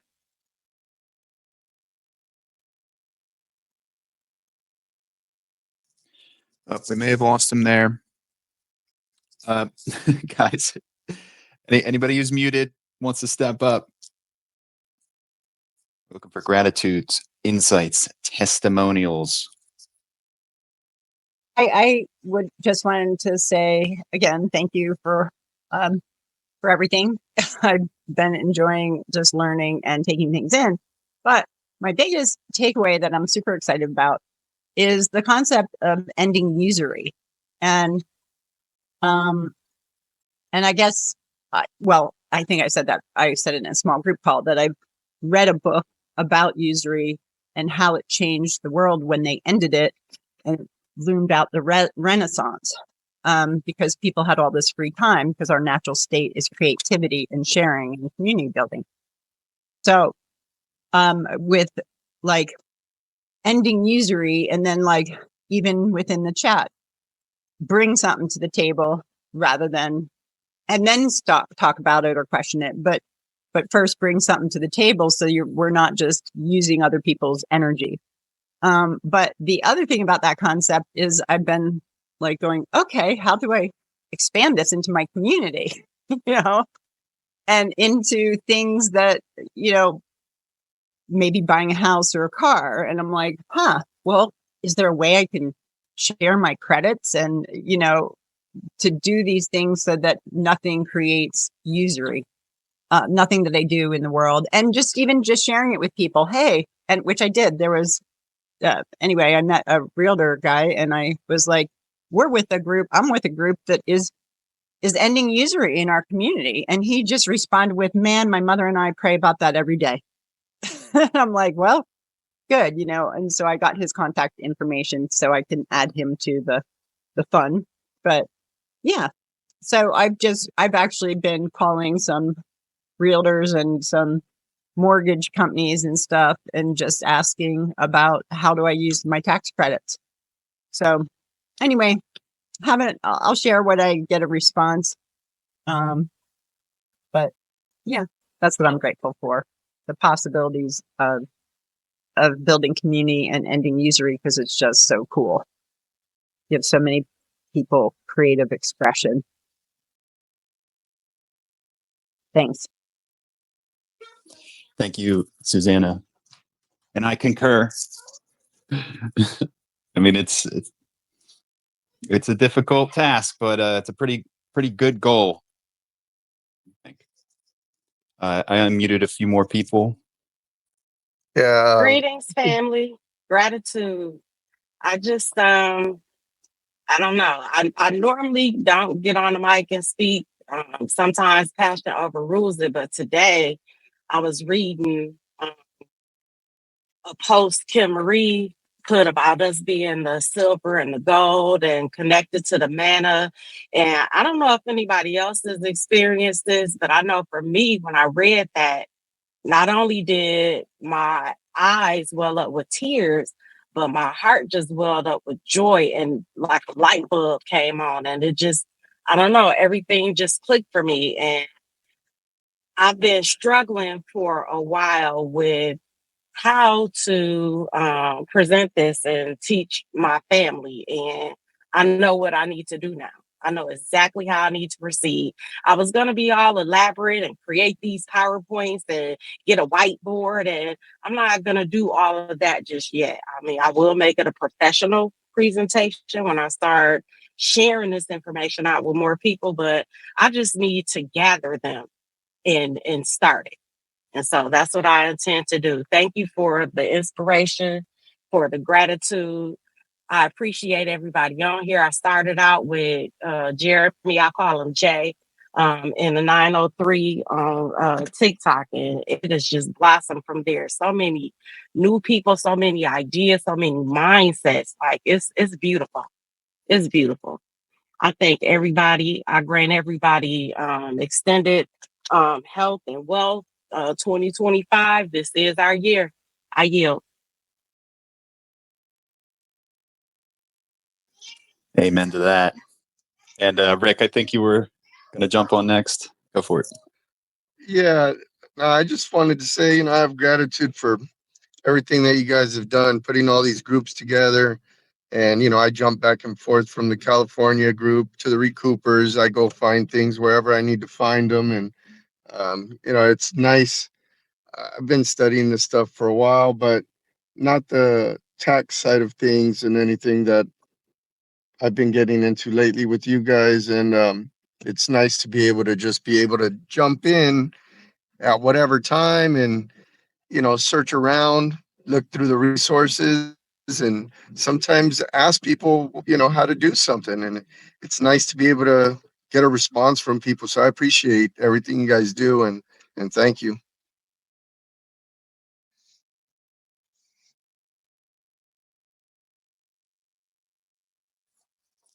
Thank you, Rick. Stacy. Well, Hey, first I want to say, Rick, I'm in Desert Hot Springs. Let's study together. You're right there. I'm looking at your. I want to say thank you to everybody in the space and Kimmery and everybody else. I've been on this train for a little while, a couple years, following some other people and doing some other things. And somebody posted the 903 talk in Brandon's Facebook space, and wow.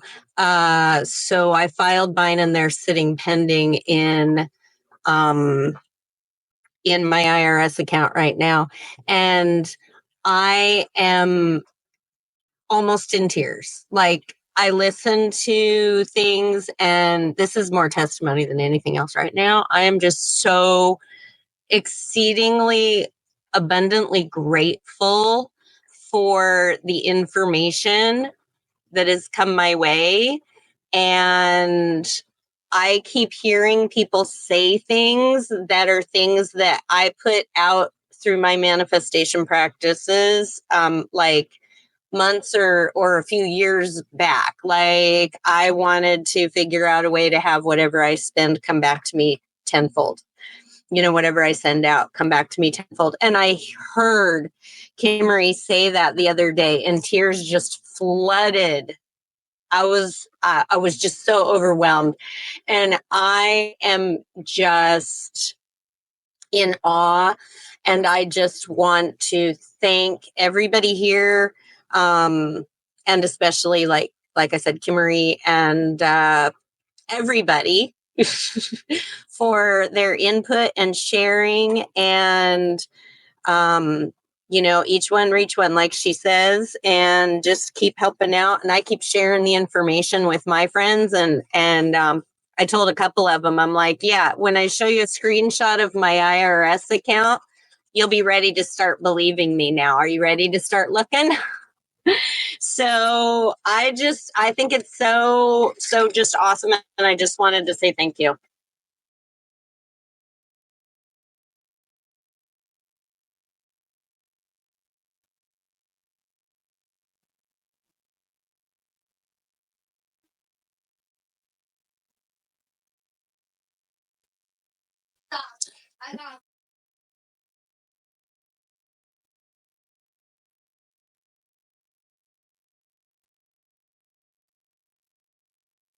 yeah, and maybe I can make one comment on that. The one theme that I hear over and over and over from people is like they attempt to share knowledge and information with their family or friends, and it seems counterintuitive, but you really can't force this stuff on people. And so it is tricky. I know the feeling, but don't be discouraged by that. It's like one of those things you want to save the people around you. You want to help improve their lives. Don't let it discourage you. Absolutely. And I just figure, when they're ready to listen, just like, when we're ready to hear things, we hear them. And I just, I keep dropping stuff, and one of my two keeps saying, I got no money. And I'm like, well, maybe if you'd pay attention and you'd do something like I keep telling you to, but when you're ready to listen, you will. And until then, I'll be here listening to you tell me how you don't got no money.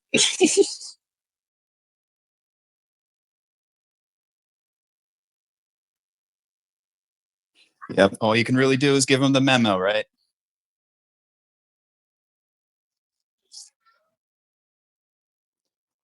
All right, the floor is open. Anybody who's muted? Oh, here we go. Sorry about that. I was just gonna say yes. That's all you can do is share. And now I'm good. Sign it off. Hello, everyone. I want to sit on here and say I appreciate everyone here in the chat, and just having this space of like-minded individuals is it's actually hard to find, hard to come by, pretty rare. I'm only 21. I've been in this space for a while, but I don't really have much to say. I just want to say I appreciate all of you guys, and it's a blessing to even be in a space like this in this time and age. It's very rare, and you guys keep doing what you're doing.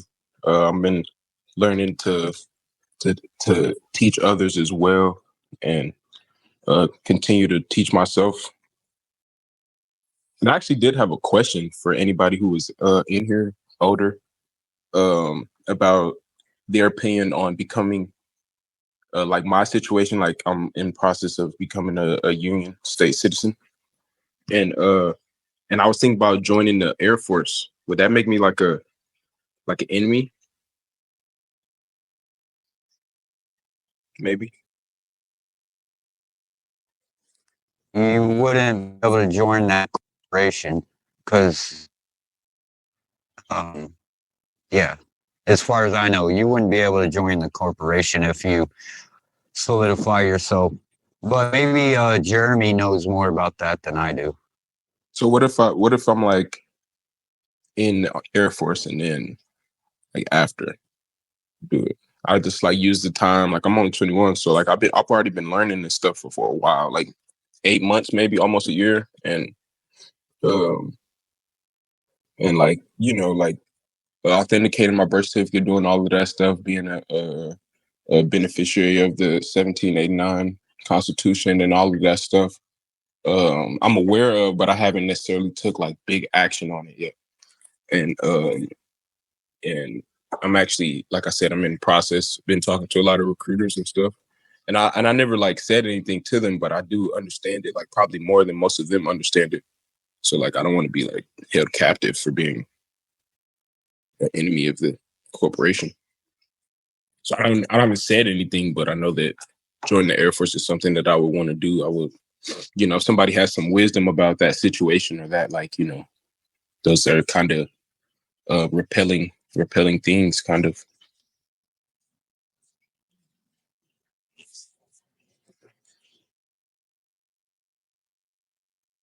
I personally think only you know why you would want to join that. Like one of my friends years ago joined the Navy because he wanted to get his instrumental flight.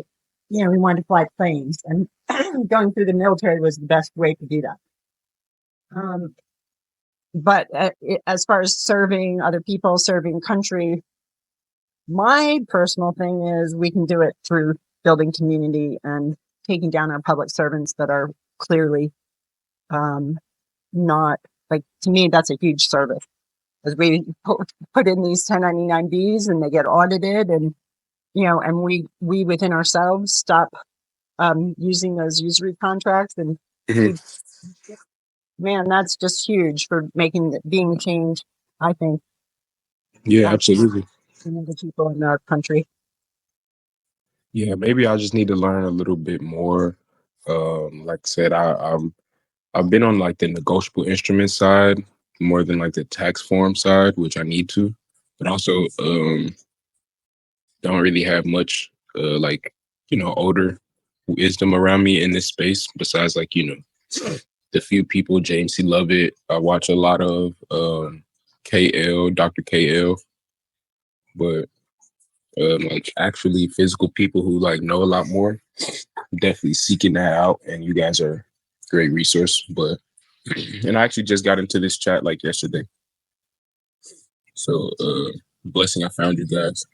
And yeah, I just want to know if that's even something that I should follow through with or continue to want to do. Just to like, I would say to do, I would want to do it just to learn a little bit more and explore. I'm not like, I've never came from, like handout type of family, like kind of have that. So I know that, joining the armed forces would be something that'll help me out as far as that stuff goes. But I think nothing is more important than, understanding this stuff and being solid. So that's really where my main focus is. I think that joining the armed forces would be like secondary, definitely. I think you have to know when you join those corporations that they own you until you get out. So that's something you'd have to do with your own heart, you know. Exactly. Let your moral compass guide you because they profit off of negative things. Like they're not for the people technically. All right, that's understandable.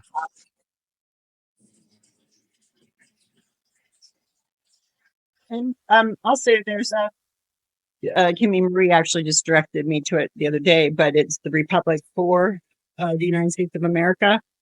And I think the website's .org, and they have men and women reestablishing the Republic under the Constitution and the actual like Northwest Ordinance and that sort of stuff in every state at this point. So she was saying that I'm not that familiar with it. I know of it, but she was saying you can go and get involved with your state. Mm-hmm. You get involved with the counties and the state. So with other people who are focused with the goal of restoring the Republic.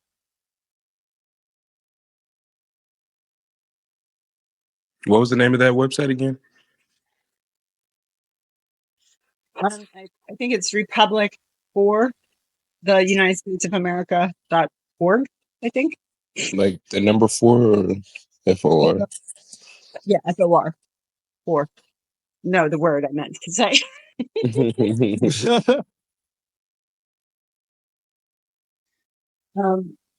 I can probably find it and repost it, but there is also a post.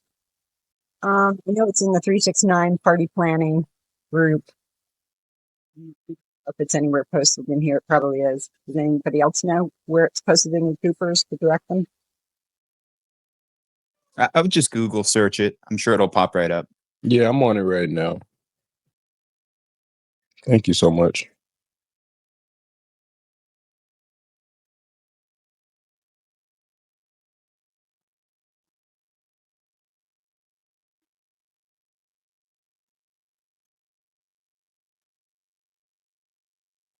Did I see Lily?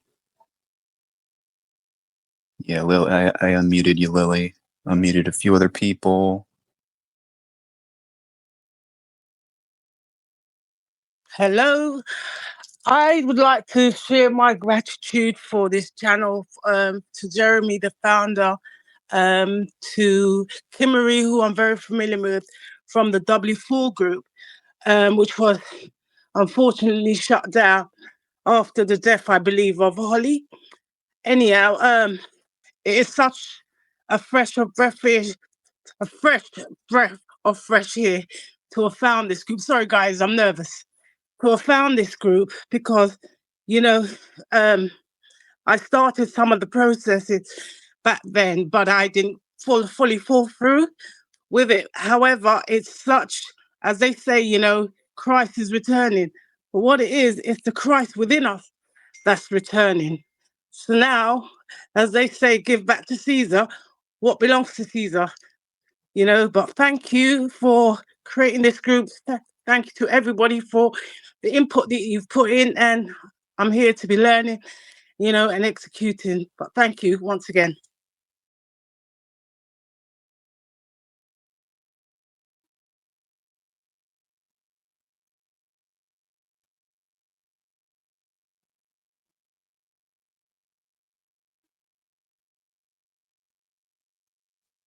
Thank you as well.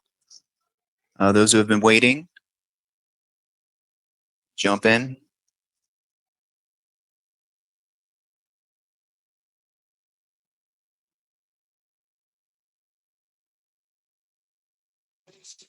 Greetings and gratitude for creating this group to Kimmery, to all the admins. We thank you. We thank you. We give you much gratitude. And to the young man that is looking for the alchemist, that's looking for like-minded young people, he can also get with me, and I'll lead him to some groups that will help him if he would like. And I yield. Yeah, I shot you a DM. Thank you so much.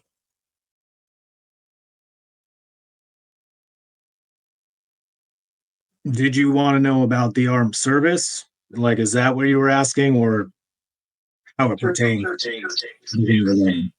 Yeah, I was just wondering, like I always thought, as I've been getting, more and more knowledge in this space of correcting your status and the corporations and all of that stuff, it's like, how does that work with joining the armed forces? I was going to join the Air Force. I've actually already talked to recruiters and all that stuff, but I'm not telling them like I know this stuff. May not even know this stuff. I know that I would technically be like enemy almost if I'm like of the Republic.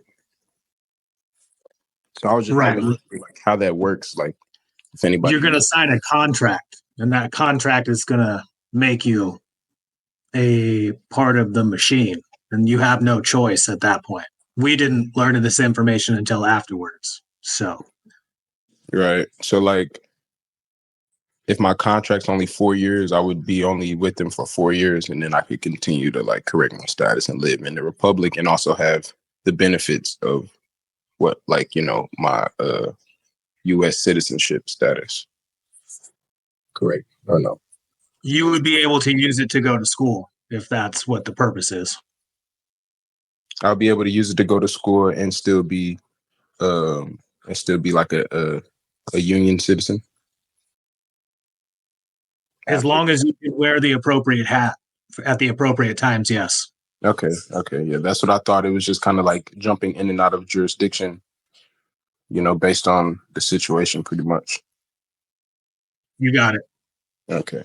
So yeah, I think it'd be something that'd be cool to like do. I'm pretty like middle class family. Like I'm, raised by just my mom. So it's like getting out and like going to go see new things, meet new people. Military would be a good like avenue of that.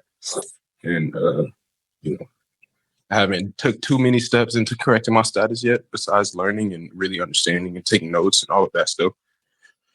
And getting some paperwork in line, but I haven't really sent anything out yet. So I don't think it'd be a bad idea. Maybe, but I'm not sure yet. But I appreciate your wisdom, Tom. Thank you. Of course. Yeah, and you can DM me and we can talk about it further if you want. Yeah, definitely will. Thank you. I just want to input, if the reason that you're going is to see the world and get money for school, you could file some forms, get a bunch of money from the IRS out of your account, and do that on your own without signing over your life and a good possibility of part or all of you not coming home in the condition you're in after 4 years. I'm just going to put that on the table. You do what you need to do, because nobody can tell you to or not to go but you. But that's where my opinion is when knowing what's going on in the government and in most of the military branches at this point in time. I don't believe that I would be signing my soul over to a corpse so that they can tell me what to do and do whatever they want with my vessel. That's my opinion. And I know that a lot of people have different opinions, and I believe that we're supposed to be standing in peace. So that's just like I said. If that's your motive, is to like help your family out, help yourself out, see the world, meet people, you can do that different ways without putting yourself in jeopardy. Yeah, I actually appreciate that, Stacey. That was a part of my, vendetta against even doing it anyway. It was just like I'll be giving myself over to them. But if you could send me over some forms and stuff to access the IRS trust account or whatever it is, I'll definitely look into it. I would definitely look into that, and I appreciate your wisdom for sure. Here's another tidbit to keep in mind. Initial contracts with the military are a minimum of 8 years. The number of years that they talk about are active years, but you will serve a minimum of 8.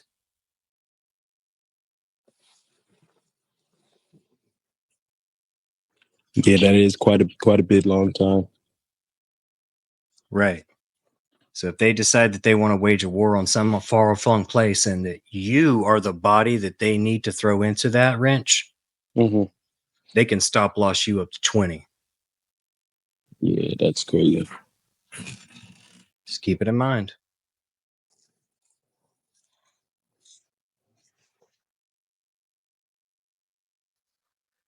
I'd like to share my gratitude for everybody that's on this line. I've been listening for 3 years now, and I love it. Love to hear what people are going through besides myself. And this week I had a triumph. I got a response from my 1040 ES vouchers for 21, 22, and 23 that I needed to do. And amended what I sent to him wasn't acceptable, so I got that done this week, and so I'm really grateful. But for Kimberly and Jeremy and for all that's on this line, I just thank you from my heart.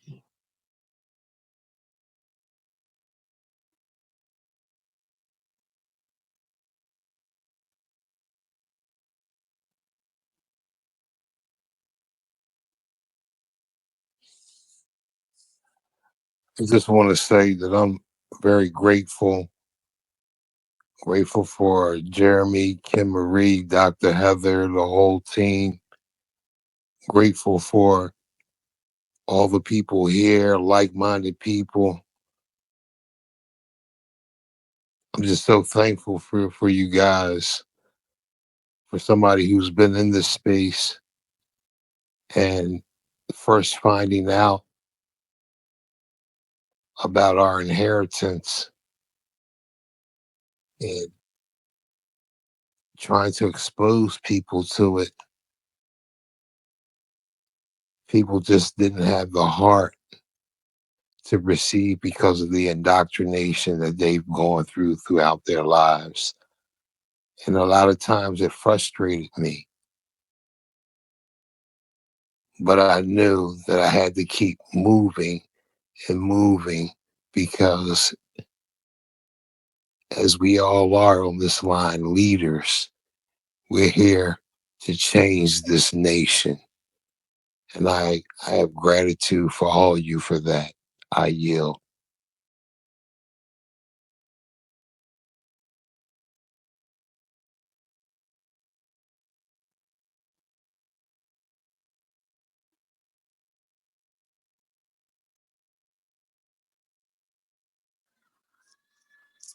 Excellent. If you've been waiting,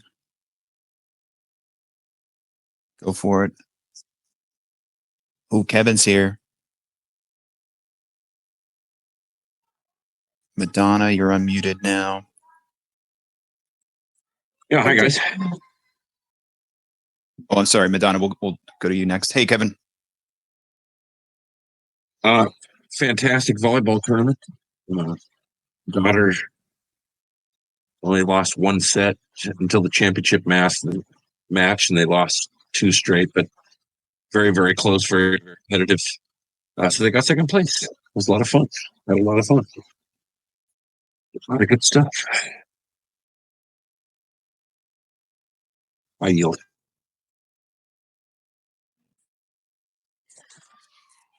Good day, everyone. I'm so grateful and thankful to be here with all of you. I just wanted to share a prayer, and this is from the last TikTok that Ken Marie was on that I had taken notes on and just wanted to share with everyone because it's words that our Heavenly Father has put on my heart to share. So with that, dear Lord God Almighty, maker of the heavens and earth, I say this for everyone who is here.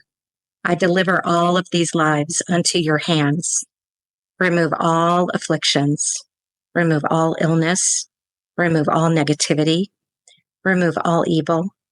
May all the evil that has accumulated in this life fall to the ground from now on in the name of Jesus. May we all be full of love, faith, and hope from now on. May we all be filled with your Holy Spirit that possible become possible. Fill our lives with positivity and joy in the name of Jesus. Pour rains of blessings, rains of victories, rains of deliverance upon our lives. His promises are alive and active in our lives because of our obedience to him. And Psalm 121 was put on my heart, and it says, I look up into the mountains. My help comes from the Lord who made the heaven and earth.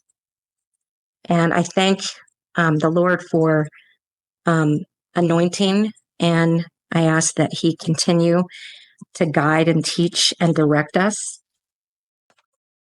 Let us not focus on our weaknesses. Let us focus on overcoming and persevere, and to spend our time intentionally and look at our strengths and hone into those strengths. Thank you, Father, for our manna. You are our CFO. Continue providing and opening our eyes and ears to hear. We all need you and want to be still and wait. To all of our ancestors that were here before us, we honor and give you all love and appreciate all you have done while you were here. Equal exchange, trust for trust. Gather together and serve one another. Break the chains, open your minds, and allow Yahuwah to pour the manna into your life. This was our Father's intentions for us to live. We are the kings and queens he has made us to be. It's bigger than the money. The best part of it is waiting on his timing and guiding us. Our hearts are connecting, and we are building this community. Be joyful in the storm. And that is all I have today. And I want everyone to know I'm in Park City, Utah, and I'm looking for some study buddies. If anyone is interested, please reach out. I love you all.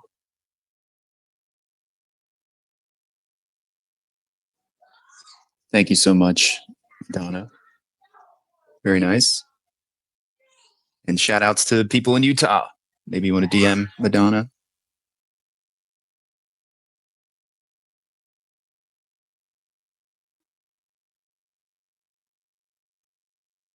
I'd like to share a story.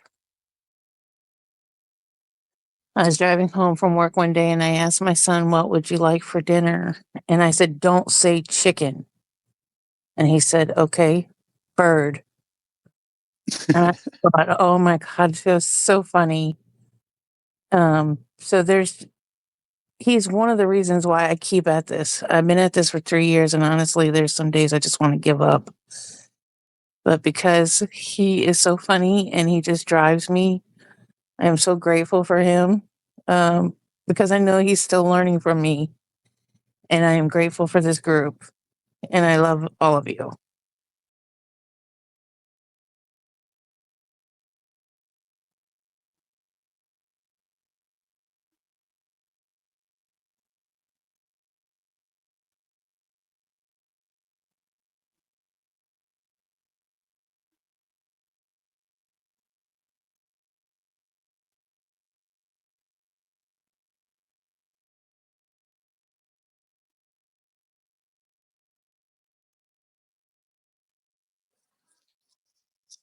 All right, guys. Yeah, we want to make sure people who have something important to report get a chance to speak.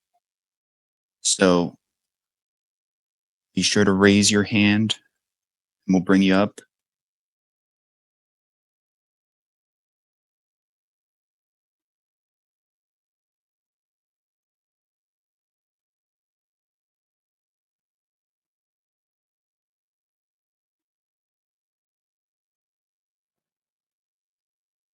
I'm just going to start bringing up people that I recognize we've heard from in recent weeks. Just in case they have updates to what they were sharing originally.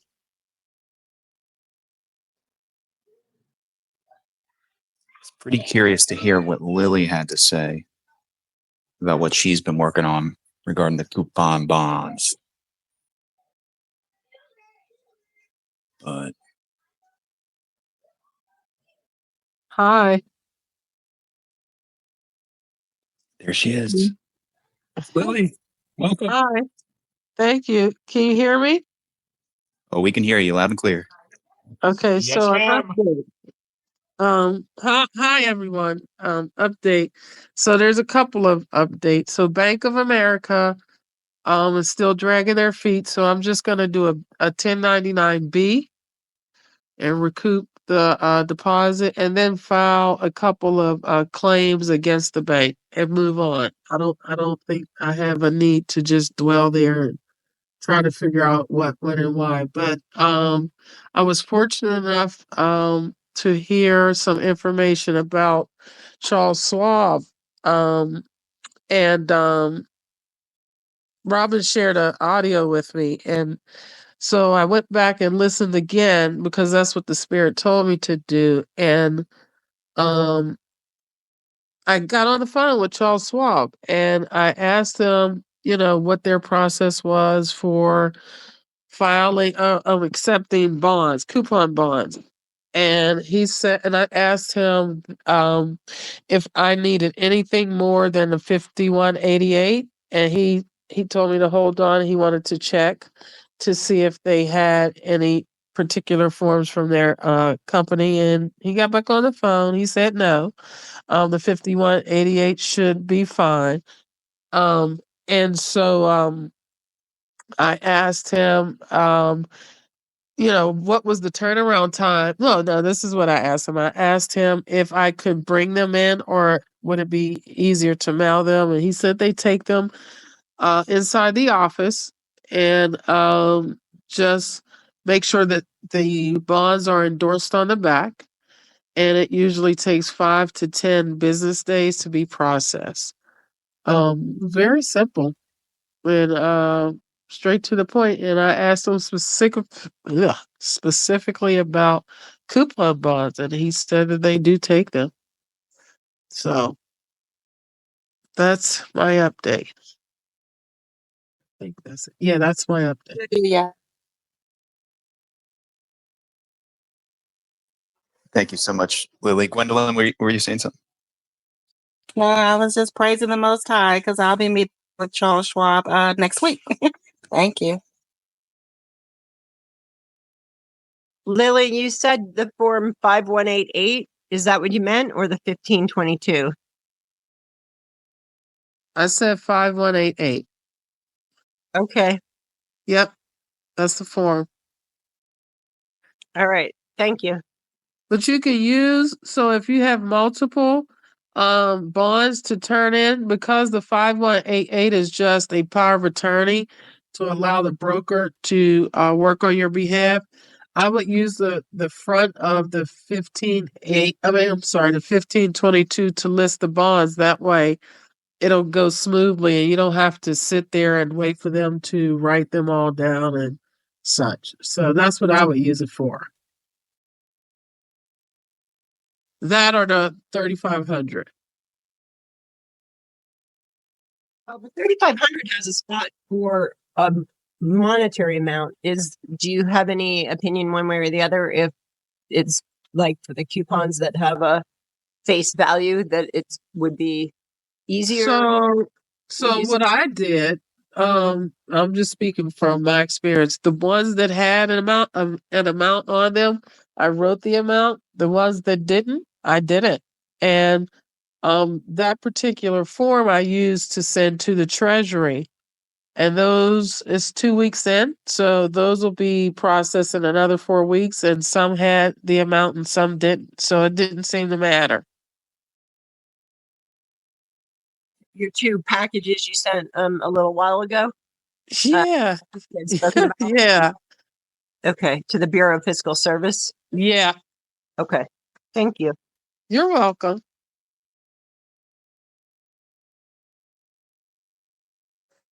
Hey, you guys. Greetings.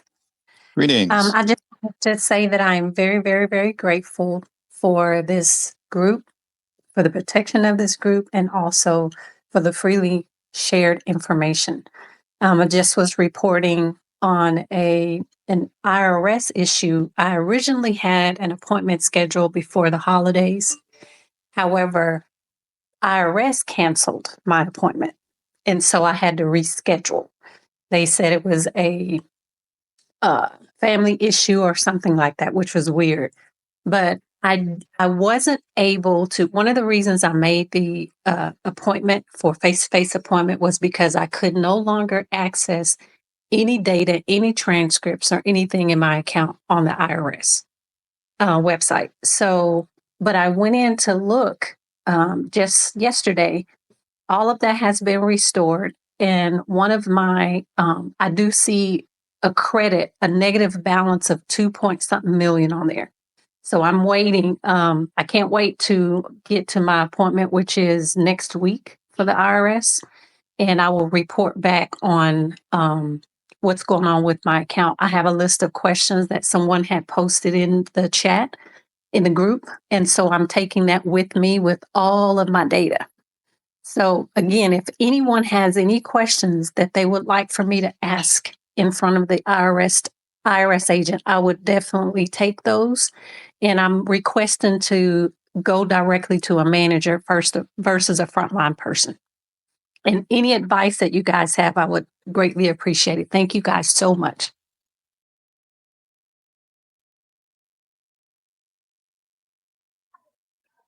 I mean, that's pretty good news. I don't know if I'd like people caught that. Go ahead, Kevin. I'd like to speak to you, Doctor. So what I would call my inner circle, we've been really diving into the UCC 9. Okay. And I think one of the reasons that we're having some difficulties is the fact that we don't have these returns, these assets, leaned up on a UCC. So we're honing in on that. And I just want to kind of update everybody on this because we're honing in on the fact that we really should, to make that secure and a secure transaction, have it on a UCC filing. So I think, we're guinea pigging ourselves here. And by the way, the IRS portal is open. A fire system is up today. It was supposed to open on the 12th, but it's up and running today. So we're really looking at experimenting with the UCC, and that gives it some gravitas because then everything is secured in that transaction, and then there should be no holdups, hiccups, or bumps in the road, as it were. So I hope that helps everyone. Thank you.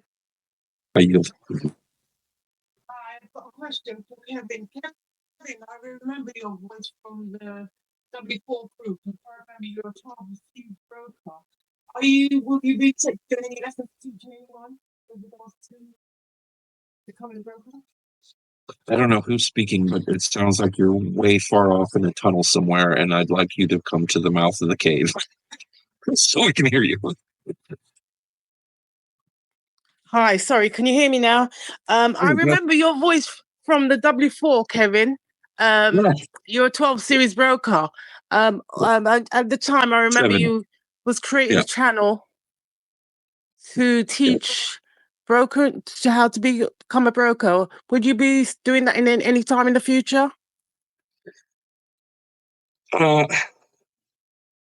It really depends. It really depends upon what develops, because frankly, I'd like to be able to have a firm that can actually, move people's securities, as it were, an independent firm that's not, even with the banksters, have our own clearinghouse, basically. And it's going to be, jumping through some hoops, to see how that would all be set up, because you still have to be, monitored by the SEC and FINRA and all the other overseeing agencies. But what I'd like to have is our own escrow service, because this is a way that we can really utilize for settlement of private transactions. And oftentimes the escrow services now have their own agreements with the banks, not an agreement with us. So another thing that we're doing is we're experimenting on writing up our own.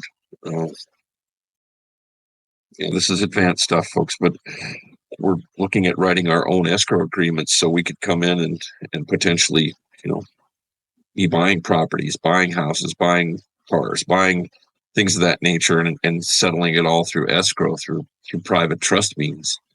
But oftentimes it's convoluted. That UCC 9 there's a lot of remedy there, but we're digging in. We're trying to make templates and utilize AI to help with a lot of the heavy lifting, because we started a readout yesterday, in the UCC 9, and I got about 5 pages in, and I said, I can't do this. At this moment, I am bored out of my school. So, and frankly, that's what deters a lot of people, from getting down and learning this material, is that it's so dry, it's so technical, it's so out of our wheelhouse. So what we've been doing is utilizing these programs to make it hamburger and French fries, so we understand it, so we have a template, so we have a beautiful way of putting the information directly to work, and that's what kind of me and Josh and Lawrence and all the guys that I ride with here, we don't let the stone gather any moss. If we see something that we can put directly to work, we do. So, there's those of us that aren't afraid. We're out here experimenting and pushing the boundaries and doing these kind of things just for the benefit of this group. So there's a lot of things happening right now. I'm thankful for, I overlooked my receipts from fiscal services. I had a dream about it. I sent them off on the 23rd of December. I had a dream about it on Christmas Eve night, and I memorized the last 2 digits of the numbers, because it came 67, 71, and 75 in my dream, because I noticed that I'm a numbers guy, so these things are weird. I noticed things that when they're 4 digits apart, okay, that was my pattern, right?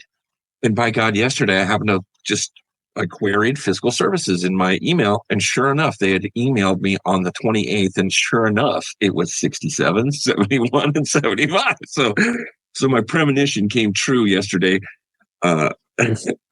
which is exciting because there's also been some other premonition dreams that I've had. So what I did was my coupon bonds for my house, my coupon bonds for the car, and the bonds for my court cases. So we'll see how that all shakes out. Update complete. Hey, Kevin, I was going to ask you a quick question real fast. I was thinking about going in to become a broker, and I'm also wanting to go in the state of Tennessee to become a notary and to be a specialized notary. Now, I don't know, is brokers multi-state licenses that you have to have, or is it just strictly to one state you can be licensed?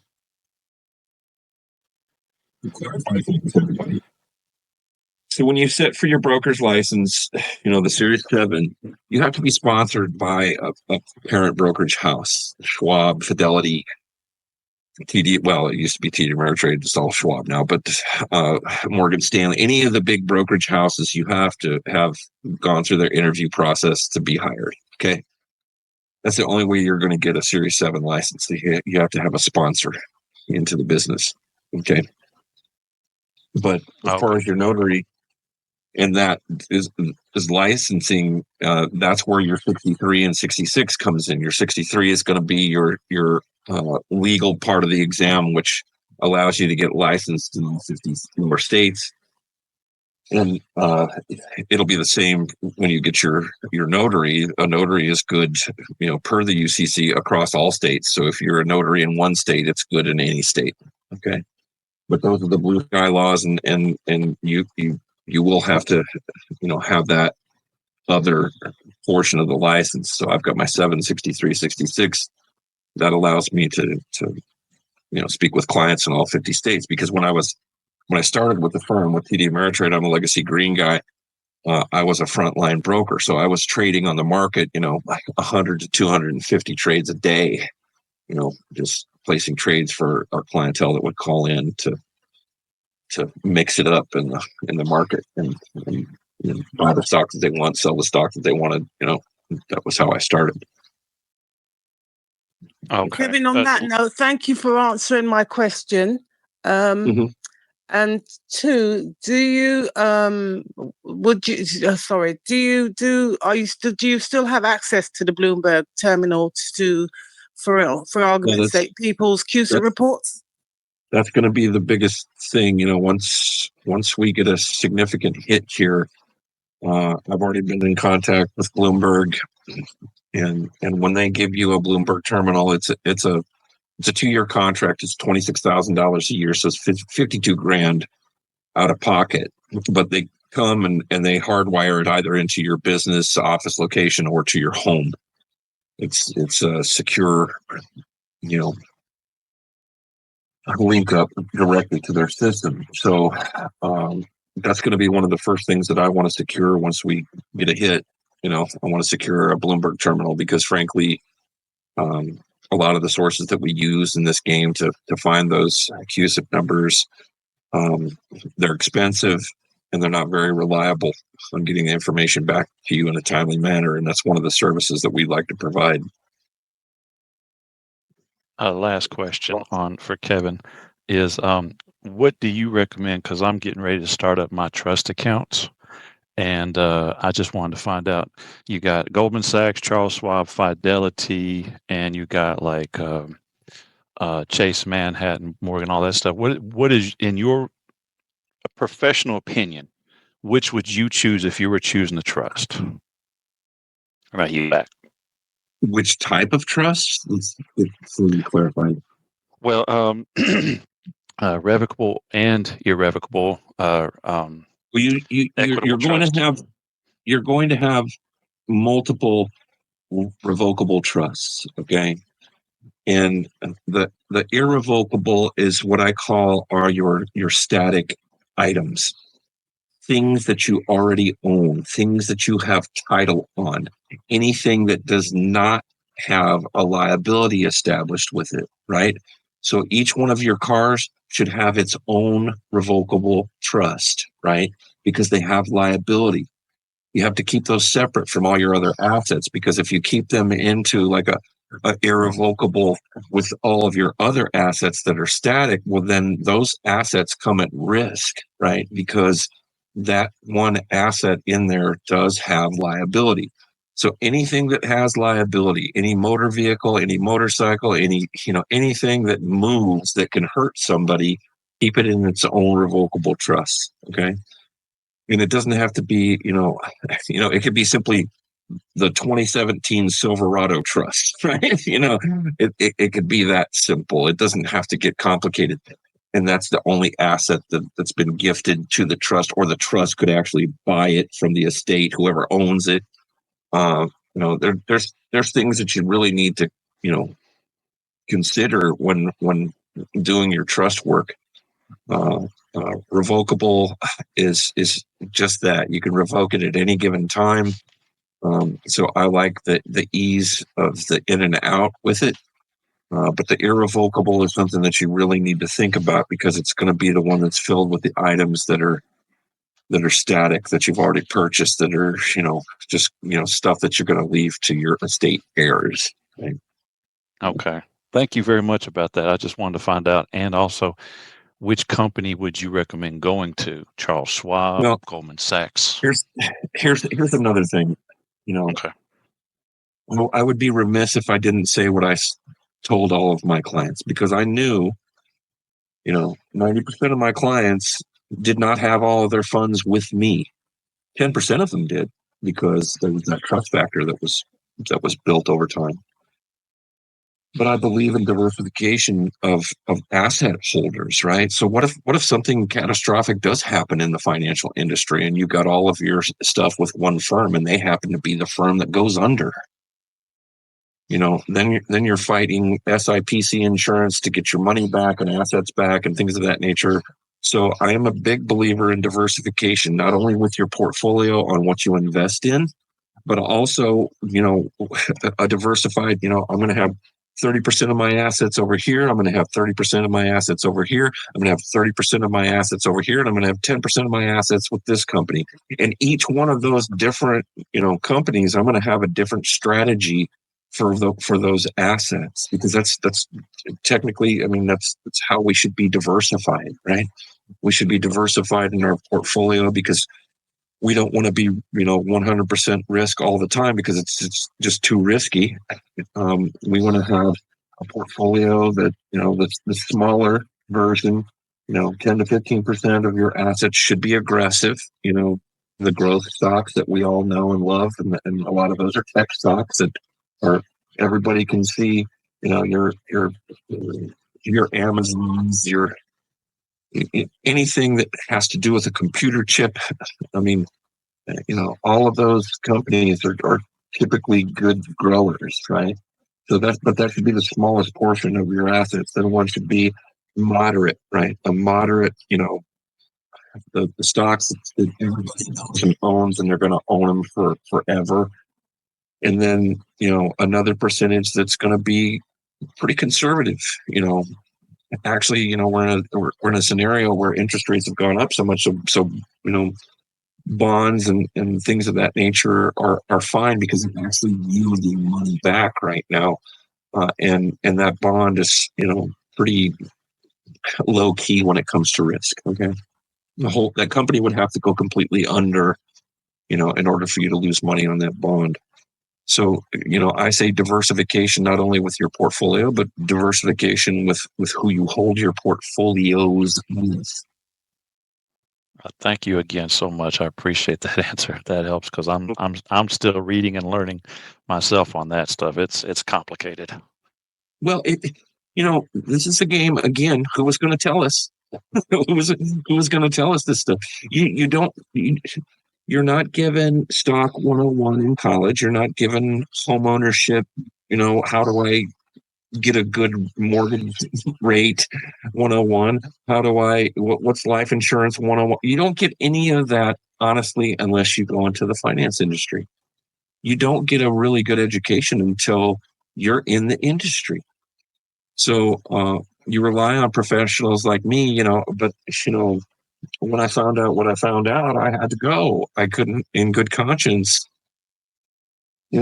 tell my biggest client had 15 million with me. Oh, great. You got more debt notes than anybody else. That's exactly what they are.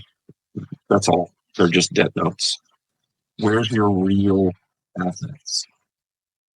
Because people just believe that that's their asset. And when I found out what I found out, I had to step out because these people lied to me. They're in breach of our original contract, and I had to go. But I'd love to have a firm to where not only can we give advice on portfolio advice and everything else, but we can do the private side of the curtain as well, the public and the private, the credit and the debt. Just to be, it would be the first brokerage or firm of its kind, in my opinion.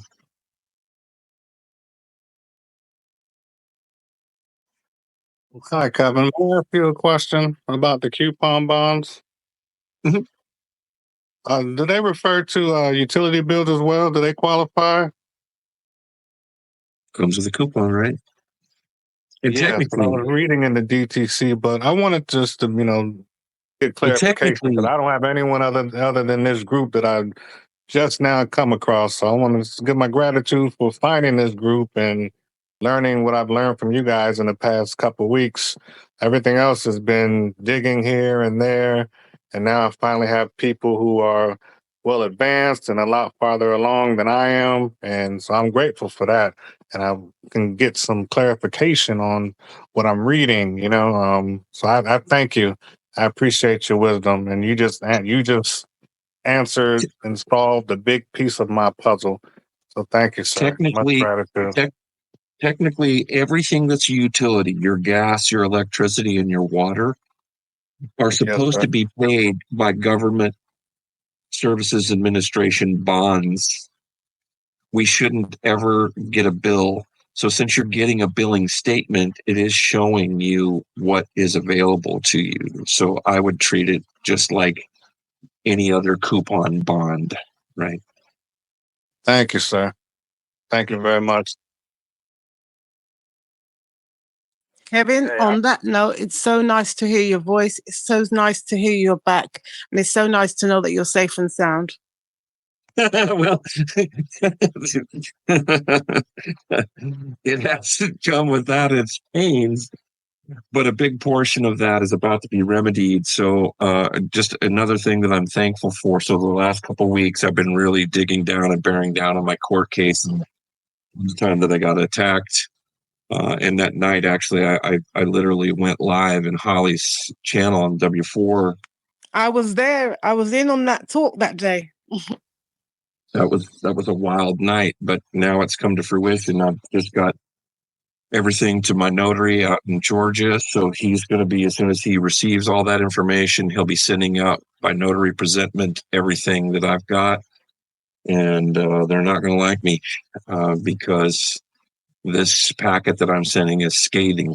And it's letting them know either you do this or I will see you in federal court.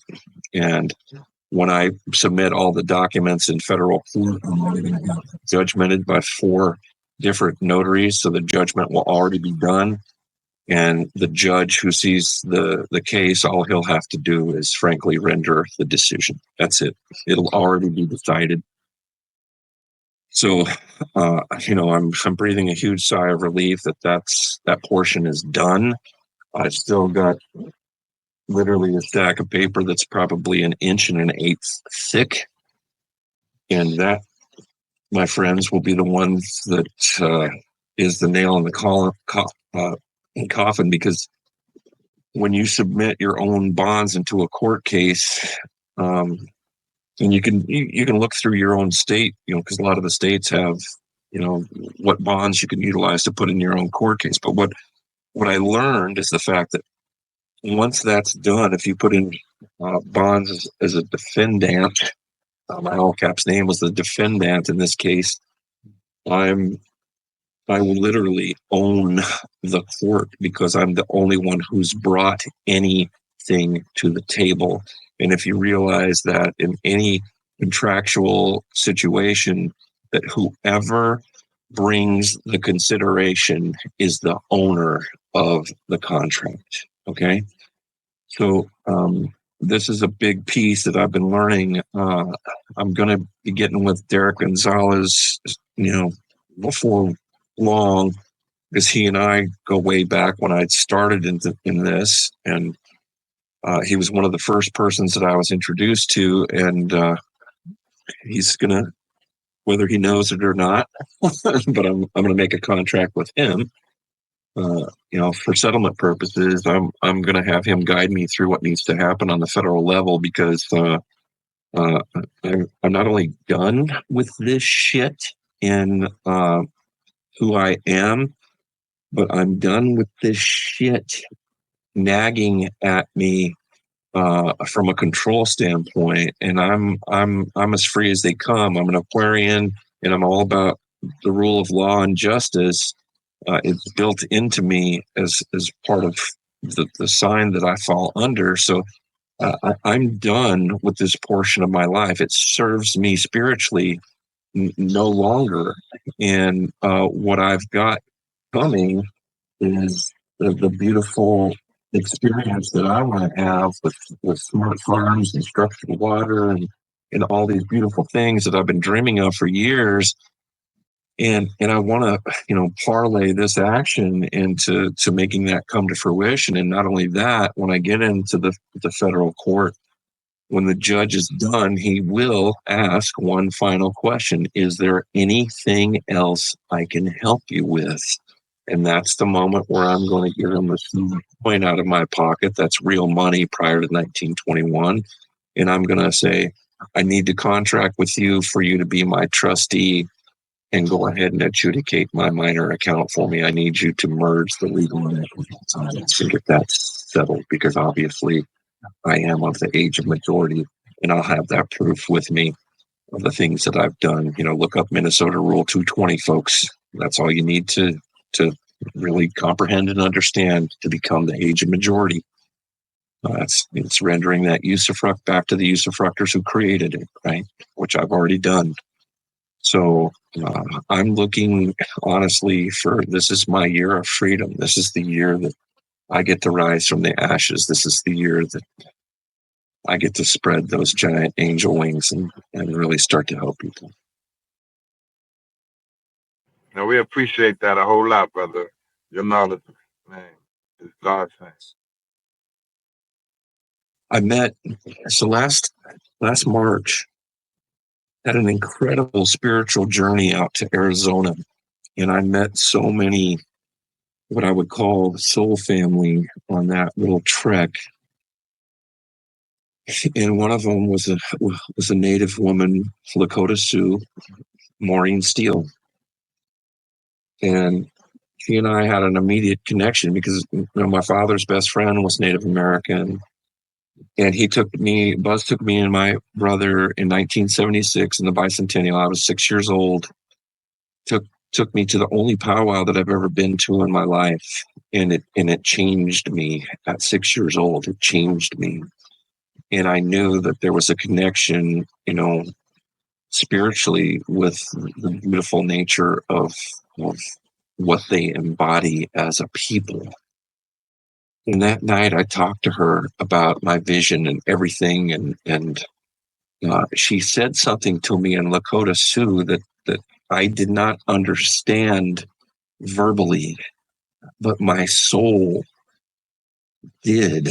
And I couldn't help but start to cry. And I said, I don't even know what you said to me, but it struck me so much that I'm crying. And she says, I said to you, Kevin, you are a man with a golden heart.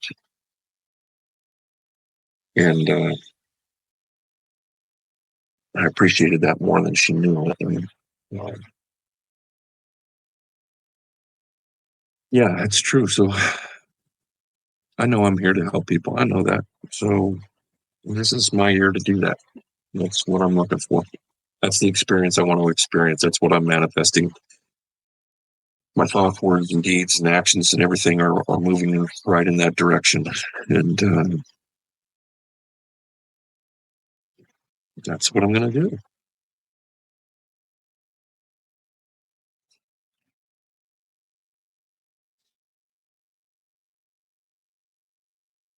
Any other questions?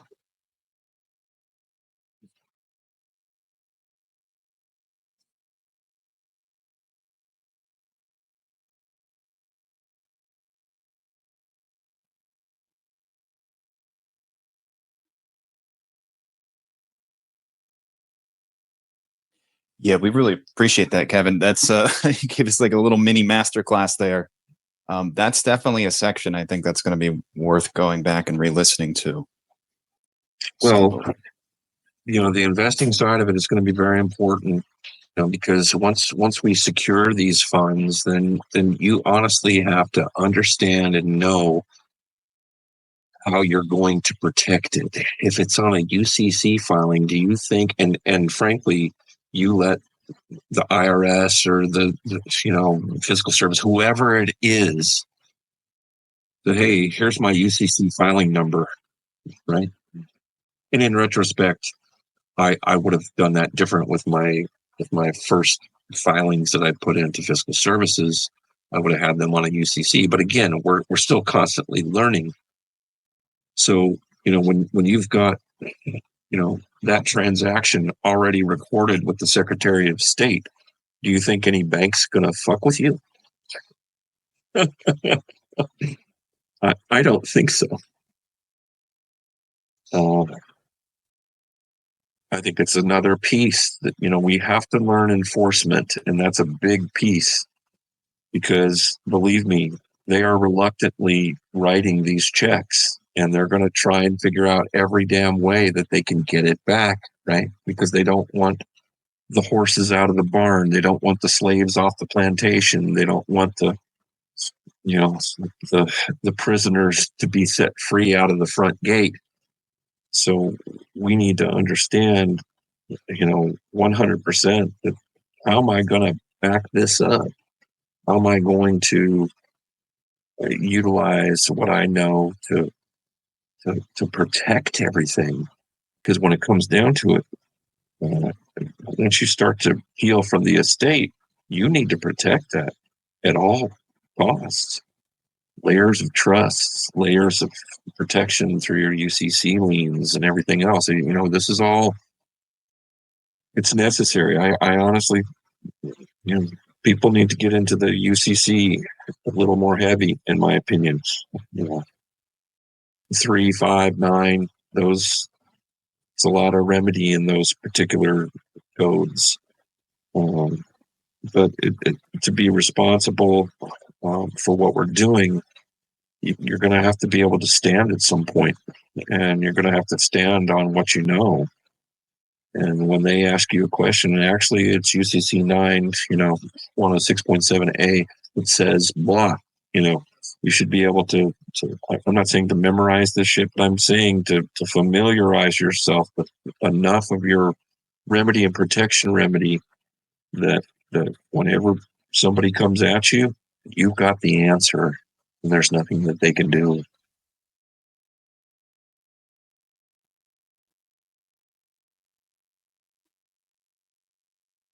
I would definitely love to be like one of your pupils. Well, develop. as soon as things get a little more free for me time-wise, I still got a big portion left of what I'm doing with the court stuff, but definitely I want to start a group here locally here in Kansas City, and I know there's quite a few people that have already pinged me from this area. So, and I'm in New York. Like I'm saying, like just the brokerage part that you was talking about setting up, like that's for us. So we should start that up. Like you should start it up, but you can train you, certain people in the community so we can like be able to do it in our areas. tell you That's a great idea, Andre. What we should do at some point, since we have the platform here, it would behoove us to, open up the screen sharing and just show you honestly how easy it is to set up a brokerage account. I mean, it really is pretty simple. Even with the trust accounts, if you've got your trust done and notarized, you basically need 1 to 3 pages of that trust in order to upload those documents to open up a trust account as well. But I suggest all of the above: your individual account, your trust account, your joint account if you're married, because a lot of your assets, come in those different names, and you want a place to be able to put them that has a like title. That's another thing that's hugely important. When you get, returns and other assets back to you, you got to make sure that they're in the name that's on the account, right? Otherwise, it's what's called an account mismatch, and they won't readily clear those funds unless there's an explanation. Like, Okay, I had a client. You brought up a good point right now, because I'm sorry, but like my name is Andres on my birth certificate, but I never used the S. So everything that I ever did is an Andre. Like for my driver's license, like everything, social security, like everything is an Andre. But my only thing that says Andres on it is my birth certificate. Now, I'm trying to figure out moving forward, even though within the structure of my trust, I put both names, but it's like I created my own straw man without even knowing. Well, and you could put that in your trust. It says Andre and Andres is one in the same. Because I put all variations of the name. Like, yeah, I definitely did that. Like, I definitely learned from y'all to structure that properly. But what I'm saying is, like, it shouldn't be a problem, right? Because all my identification is an Andre. Only thing that says my real original name is the birth certificate. They wanted me to correct that. Someone told me not to. Like, you don't have to correct that. Well, that's what the original estate is under, is Andres. Yes. Okay. I made I made my trust under that name. As long as if you've got a legal document that's notarized that states that they're one and the same, then it's already been settled, man. It's already been settled. And I got a copy. That notary is a judge. It's a judgment. Now you were saying more than one notary like equals. So do I sign it more than once, or can I have 2 notaries from a place notarize one signing? What are you looking to do with it? Like, just to have the power of their authority. Like you're saying, like they like the ultimate judgment. Like, listen, we're good.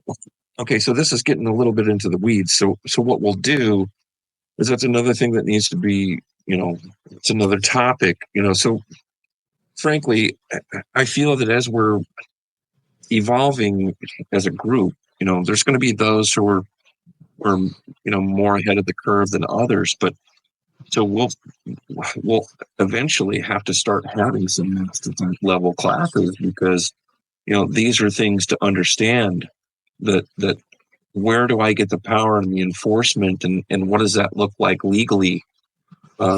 Sure, you could have 3 notaries on that legal document, but you're not putting it into court. You don't have to have a judgment on it. All you need to have is the one notary, right? So there are different things that you do for different occasions. Okay, gotcha. When I'm dealing strictly with court, then I'm providing my own damn judgment, because frankly, it's my court. It is my court. It's my court of record. The paper, the 4 corners, is the court. So I'm going to judgment that shit, right? But with a trust document or anything of that nature, it only needs one, because all you need to do is have it recognized by the authority of the state, the the Republican de jure representative of the state that is a notary public. Okay, so that's really those are things that you need to learn and embody yourselves. Right. Yes, thank you for that. I love your soul, brother. Oh, I appreciate that. I feel I got a pretty good one. Yeah, definitely. So I love this group. Well, I'm gonna say family. I feel it. Family. Yeah. I feel that my soul that inhabits this meat suit is pretty kick ass. For sure. I'm gonna stand down and keep listening. But I appreciate you, brother. I'm gonna keep my knowledge. Absolutely. Definitely. Grow every day. That's what I say. You know, my father was a genius man. You know, he was a hard-working man, a blue-collar worker. My grandfather started Westring and Sons Trucking Company in the midst of the 20s, in the midst of the Great Depression, raising 9 kids. You know, I couldn't imagine having that many mouths to feed in the most difficult financial time that this country and world has ever seen. He found it to open up his own business because he felt that was the only way that he could survive. And my father ended up taking over that business when he retired with his brother Woody. And, you know, he was a pillar of our little 1,000 person community in the middle of nowhere, Nebraska. He was the president of the school board. He was eventually became mayor. And he employed, you know, between 20 and 30 families in that town in the business. We had a very sizable operation, but what I learned was that, you know, he would tell me nuggets that I wouldn't think were anything important. They're the ones that I remember to this day.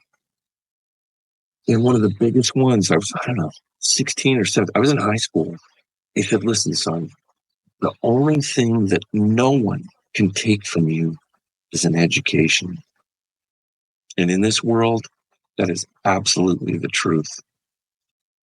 So the more you educate yourself, I'm saying learn every day. Learn something new every day, because once you learn it and embody it, it can never be taken from you.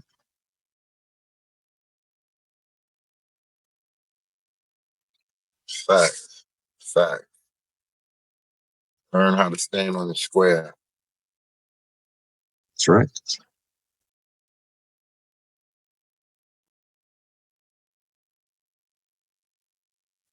All right, guys. Kevin's really cooking with gas right now. I guess he's probably pretty warmed up. I mean, I don't know if there are any other questions people might have for Kevin. If you're happy to continue a little longer, we probably will wrap up the session, you know, sooner rather than later. You know, not right this second, but now's your chance, people. If you have a question for Kevin. Gratitude. I wanted to ask Kevin, for a custody court case, you can put a bond in and get it dismissed that way. Is that no? So let me just, I have to give some education behind that statement that I made, because what the judge is looking for is someone to take him off the hook of being the trustee, right? And when he sees that you put a bond in, that makes him no longer liable, but it also allows him to take an order or two, as it were, because since you brought the substance to the case, you actually own the court at that point. And you can just simply state on paper, in person, by phone, whatever it happens to be. The situation is different. But, you know, once that bond is submitted, I would send a writ, or, well, a writ is an order. I would send an order to the judge, since I've gone ahead and indemnified you and this case. Here's what you need to do. Your order is blah, blah, blah, blah, blah, blah, blah. And render the judgment to me when you're done. Okay, so the GSA bonds, you're speaking, right? To clarify. It could be GSA bonds. It could be the bonds that the state has available for your court, as long as you know how to write them and take from this as the KV trust and do it that way. It's a number of different ways that you can do it, but everybody needs to learn as much as they can about state bonds, GSA bonds, whatever else can be put into a court case. These things are important because once you have the education, a lot of people don't have this going on in their lives. I happen to have been attacked twice. Lucky me. But I'm standing in my square and I ain't going to back down. And so I'm having to learn a whole lot of shit that was frankly out of my wheelhouse. But now I understand perfectly what that shit does. I completely get the power that it feels, and that's a big thing. You need to get the judge off the hook. He's not going to do a damn thing for you till he's indemnified, right? Gratitude. See the connection. Gratitude, Kevin. You're welcome. Absolutely welcome.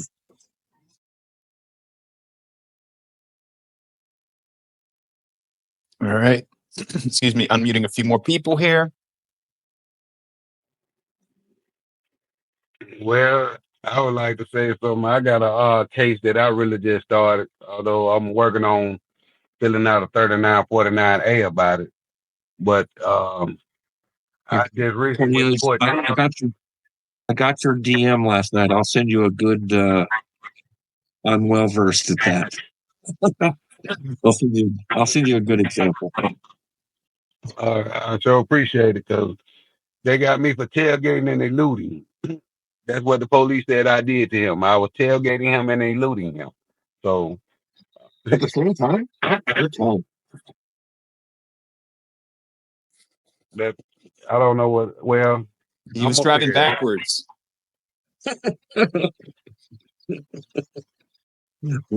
I've been trying to figure it out since it happened. but when I did go, they surrounded me. This makes me okay. The other day when I went to the court, they surrounded me with police, though, so I'm kind of mad about that. Yeah, they're just trying to rape your trust. That's all. But that reminds me, it's not going to work because I'm really, like you said. Go ahead. I was done speaking, Kevin. So way back in the day, in the 70s, my favorite cartoons were Bugs Bunny, right? And there's the one where it wasn't Wile E. Coyote, but there was a big coyote that was kind of a big, dumpy doofus type that had overalls. And there's a scene where they're chasing each other around the tree, and then Bugs just gets off to the side and just watching him go around. And then finally he stops. He goes, "What was I chasing again?" So they got you for evading because were you going in circles? I mean, that's the only way you could possibly be tailgating them and evading them at the same time. I marvel at the stupidity and the lengths that they will go to steal from us nowadays. But if they've got a fine and you're not prepared to pay it, I just pay the fine and get done with it and tackle something, later on when you're more educated. But if you're going to 3949A their ass, go ahead, because that's going to get them an audit. I think about the taxation too, do it 1099B and put it for the amount that you want. Recoup it on your taxes. Either way, they're getting an audit, the 1099B or the 3949A. Just to slather that up in peanut butter, I'd do them both. That was my plan. Yeah.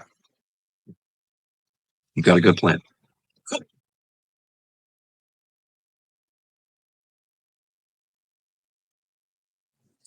All right, maybe we'll do just a few more. If you're cool with that, Kevin. Yeah, I'm good. I mean, I jumped in when I got home, so I've committed some time here. I'm perfectly fine with that. Excellent, and we appreciate your expertise.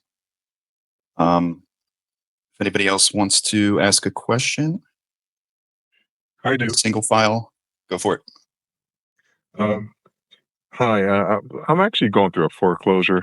I've been fighting it for a couple years, and they plan on selling the house. And I know I can buy myself time by filing bankruptcy or something, but I just wanted to end it. I didn't know I have that information, Anthony. If you can DM me on the side, I don't want to get into all that because there's some pretty hefty details, but you'll understand it once I give you that information. I just actually went over that information with a group that I studied with about 2 weeks ago. And not to get into anything religious. Hallelujah. Okay. I actually did DM you just now, and my name is Anthony. You probably have a million DMs anyway.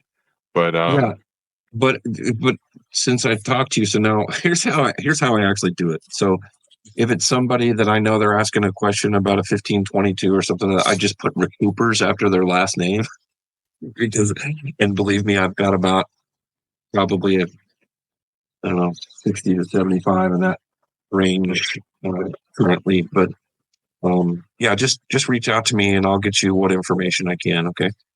But I did reach out to you. Can you see my message just to make sure? Because I know you're going to be busy. And it's greetings. I am blah blah blah. Anthony J.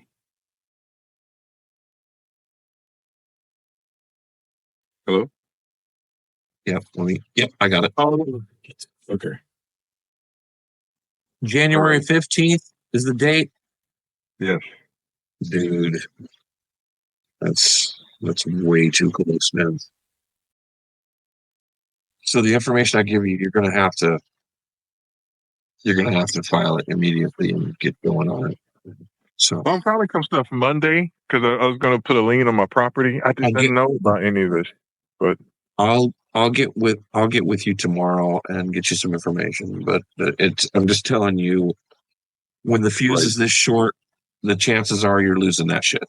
I'm just sorry to say that, but when the fuse is this short, it's pretty tough. I know you can't recommend it, but if I file bankruptcy to buy time, or is it kind of still? You sure could. You sure could. You'd have to file it before the 15th, and then just bring the order to the judge.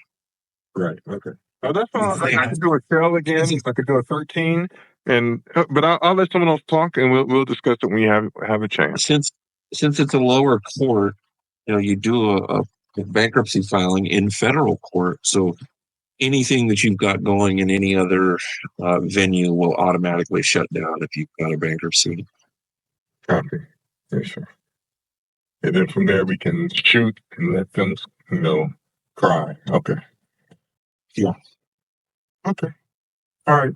And remember the name. Remember me, please. I know you have a lot of people, but I'm looking at you right here. Yes, sir. Thank you. Can I ask a question, please, Kevin? Yeah. Hi, Kevin. I'm from the UK. I've been on this path for quite a while. Who are you, mate? I'm Gary. Sorry, do apologize. I thought my name came up.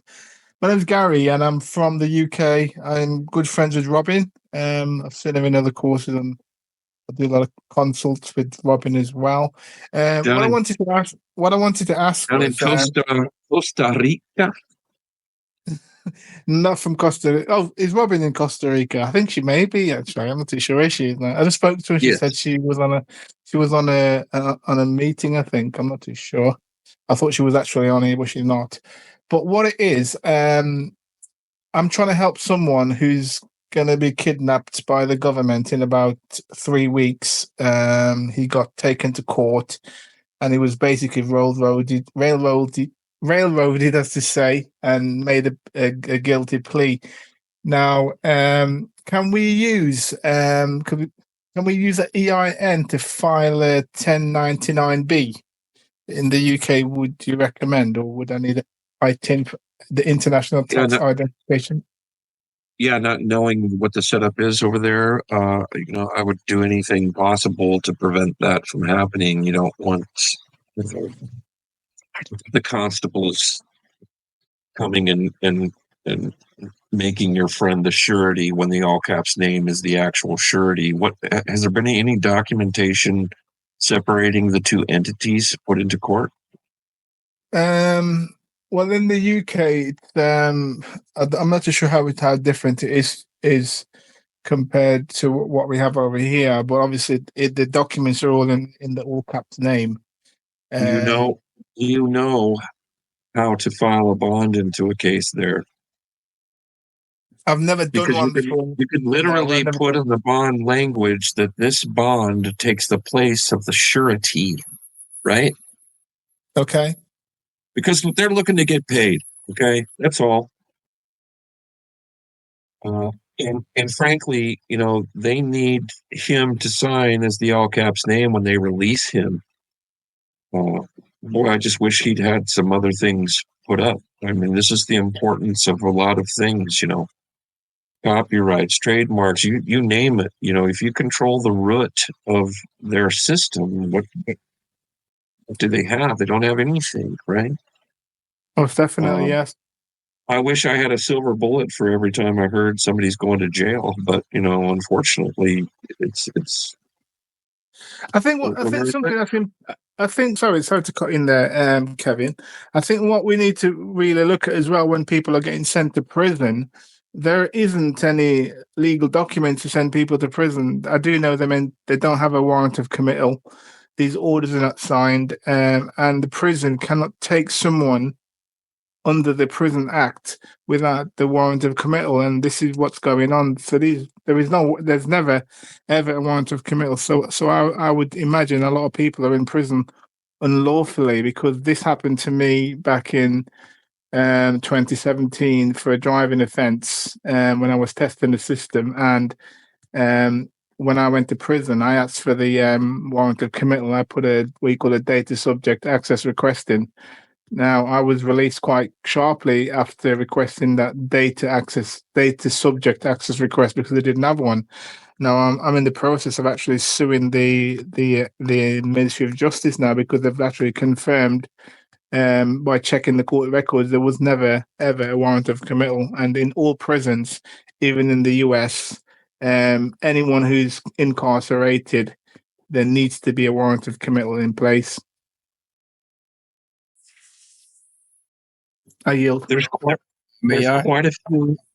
a few activist groups over there that are active in UK too that are dealing with these very things. You may want to do some research on that and try and sharpen up your skills there, because that's the right feel. I mean, that's everything that they do is illegal, and here it's unconstitutional, and so please, whoever's going to come forward, please come forward. Hey, Kevin. I had a question. Well, hold on. Somebody's going to help Gary first. Okay, thank you for that. So really, what it was, I was just trying to find out if I can use. Obviously, if anyone knows, I can. We can use an EIN instead of a. If you don't have a social security number in the US, because I wasn't. Well, basically, I don't have the information. I want to know if anyone on the group knows. If they're in the UK, you can give me some information whether we can use the EIN to file a 1040B on the court case. A yield.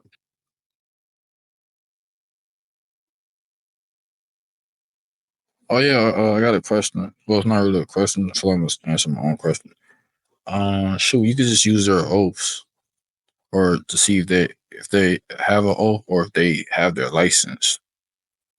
Because some of these judges, lawyers even are not licensed or didn't update their license, and they're still out enforcing these laws. Valid point, because here in the States, that is rampantly a problem. We're finding that no one has their oath or the bond. Crazy. So Gary might want to check that out too. Oh shoot! Even it's even in their oath, like the police oath, that they have to announce that they're an officer. Yeah, for trying to order police, if they don't do that, it could be a lawsuit. You could charge them fees, all kinds of stuff. Well, me, I rather look. You do what you gotta do. That's all I ask for.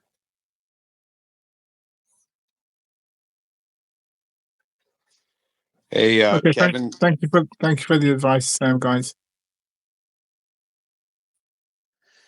Hey, Kevin, I have a question for you about the FS 1522. I sent one in with the bonds for my house. I have a HELOC loan and one for a house, my promissory note on my house. I sent those in and said nothing about a social security number or birth certificate. And I got a cookie cutter letter back that I think a bunch of other people have gotten back as well about, the birth certificate is not security and it's not linked to any money that the Treasury's had monetary gain from, and goes on and on and on. It just seems like an obstacle, and is mentioning a bunch of things that don't make any sense for the documents that I sent in, the bonds that I sent in. I was just wondering what you think the process moving forward would be, because they are talking about fraud and all this other stuff, but I think it's just a scary type of letter.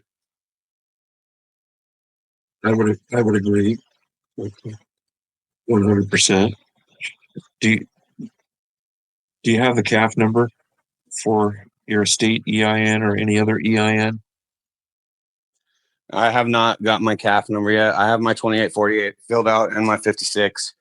I just haven't submitted them yet, but no. You need the 8821 along with that 2848, and you can submit them right on the IRS portal. And once you have that done correctly, they'll issue the CAF number with the R at the end. Okay. I'm finding that everything that I put that on, I don't get those letters anymore. So, We've received your information and we're working on it for you. I see. Yeah, they also said that they are locking me out of my Treasury Direct account too, because of their quote unquote administrative hold was placed on my Treasury Direct account. So at this point, I would question, what did you submit? I submitted a bill with a coupon payment on the bottom for my HELOC loan and the promissory note from my mortgage. So both of the notes on my house.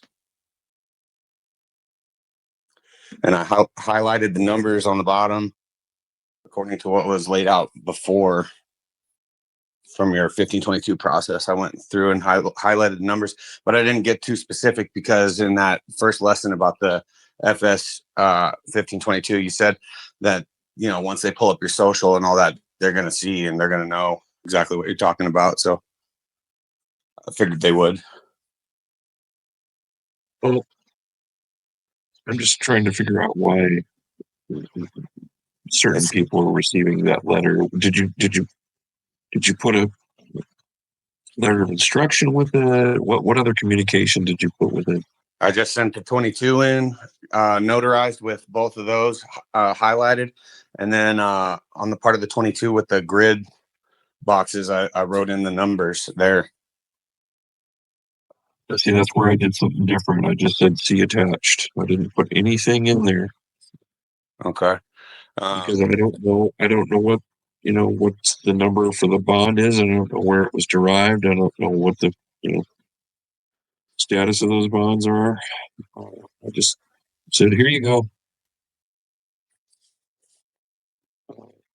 See attached. Okay. Do you think I should reach out to them and tell them, like, look, I'm not trying to be fraudulent. I'm coming in good faith with clean hands, and I need them to, first of all, unlock my Treasury Direct account and see if they can explain to me further without provoking them to pursue anything fraudulent, because because they took actions that are not equivalent to what you submitted. Yeah, this is what I'm saying.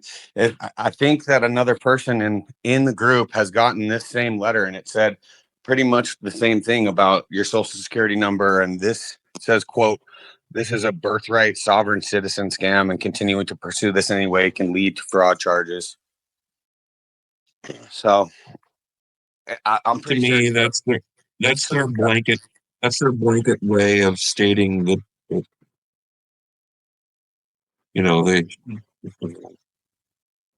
they just don't want to deal with your crap right now. And so, to me, I think it's hit and miss with any of these organizations. I think some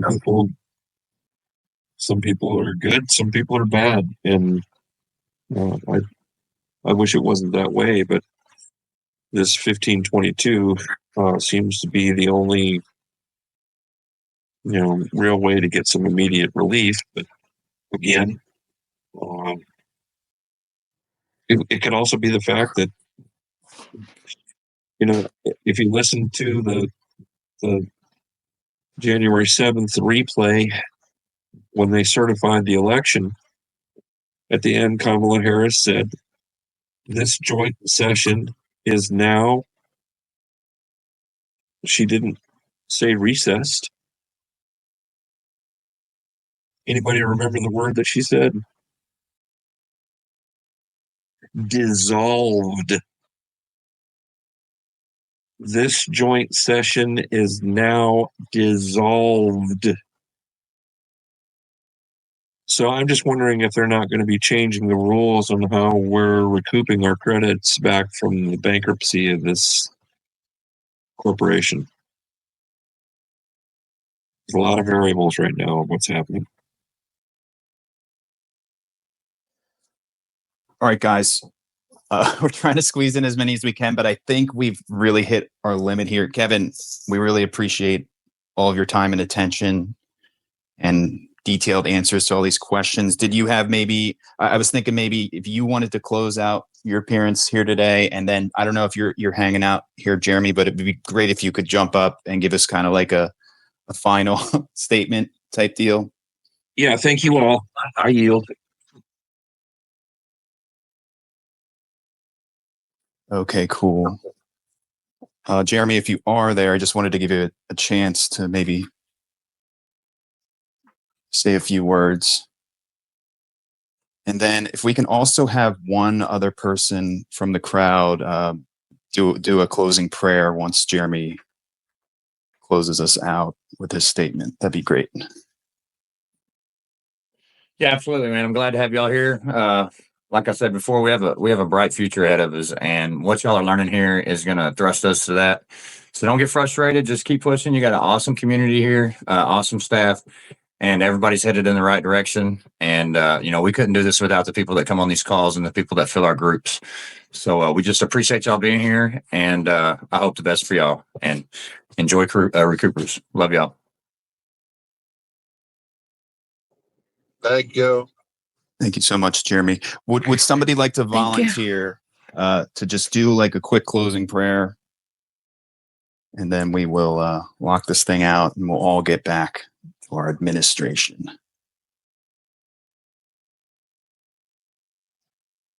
Anyone feeling inspired to step up? I'll do it. All right, go for it. Let's do it. Dear Lord of the universe, thank you so much for bringing this enlightenment to us. Guide our pens and papers and our hearts and minds as we do your work, and as we spread the good news, and as we go out as lights and salt into the earth. Thank you for all you do, all you will do.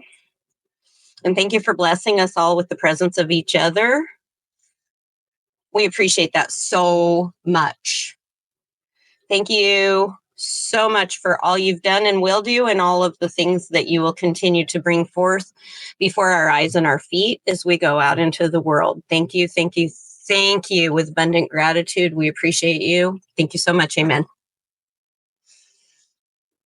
Amen. Amen. All right, guys, we're going to wrap it up. I'll get the video replay up on Recoupers as soon as possible in the video recordings archive with the transcript. We will be back next Saturday at the same time, 12 Central. And I look forward to meeting with you guys again. And hang in there, everyone. Let's keep doing what we're doing. It's all happening. Take care, everyone. Bye. Godspeed.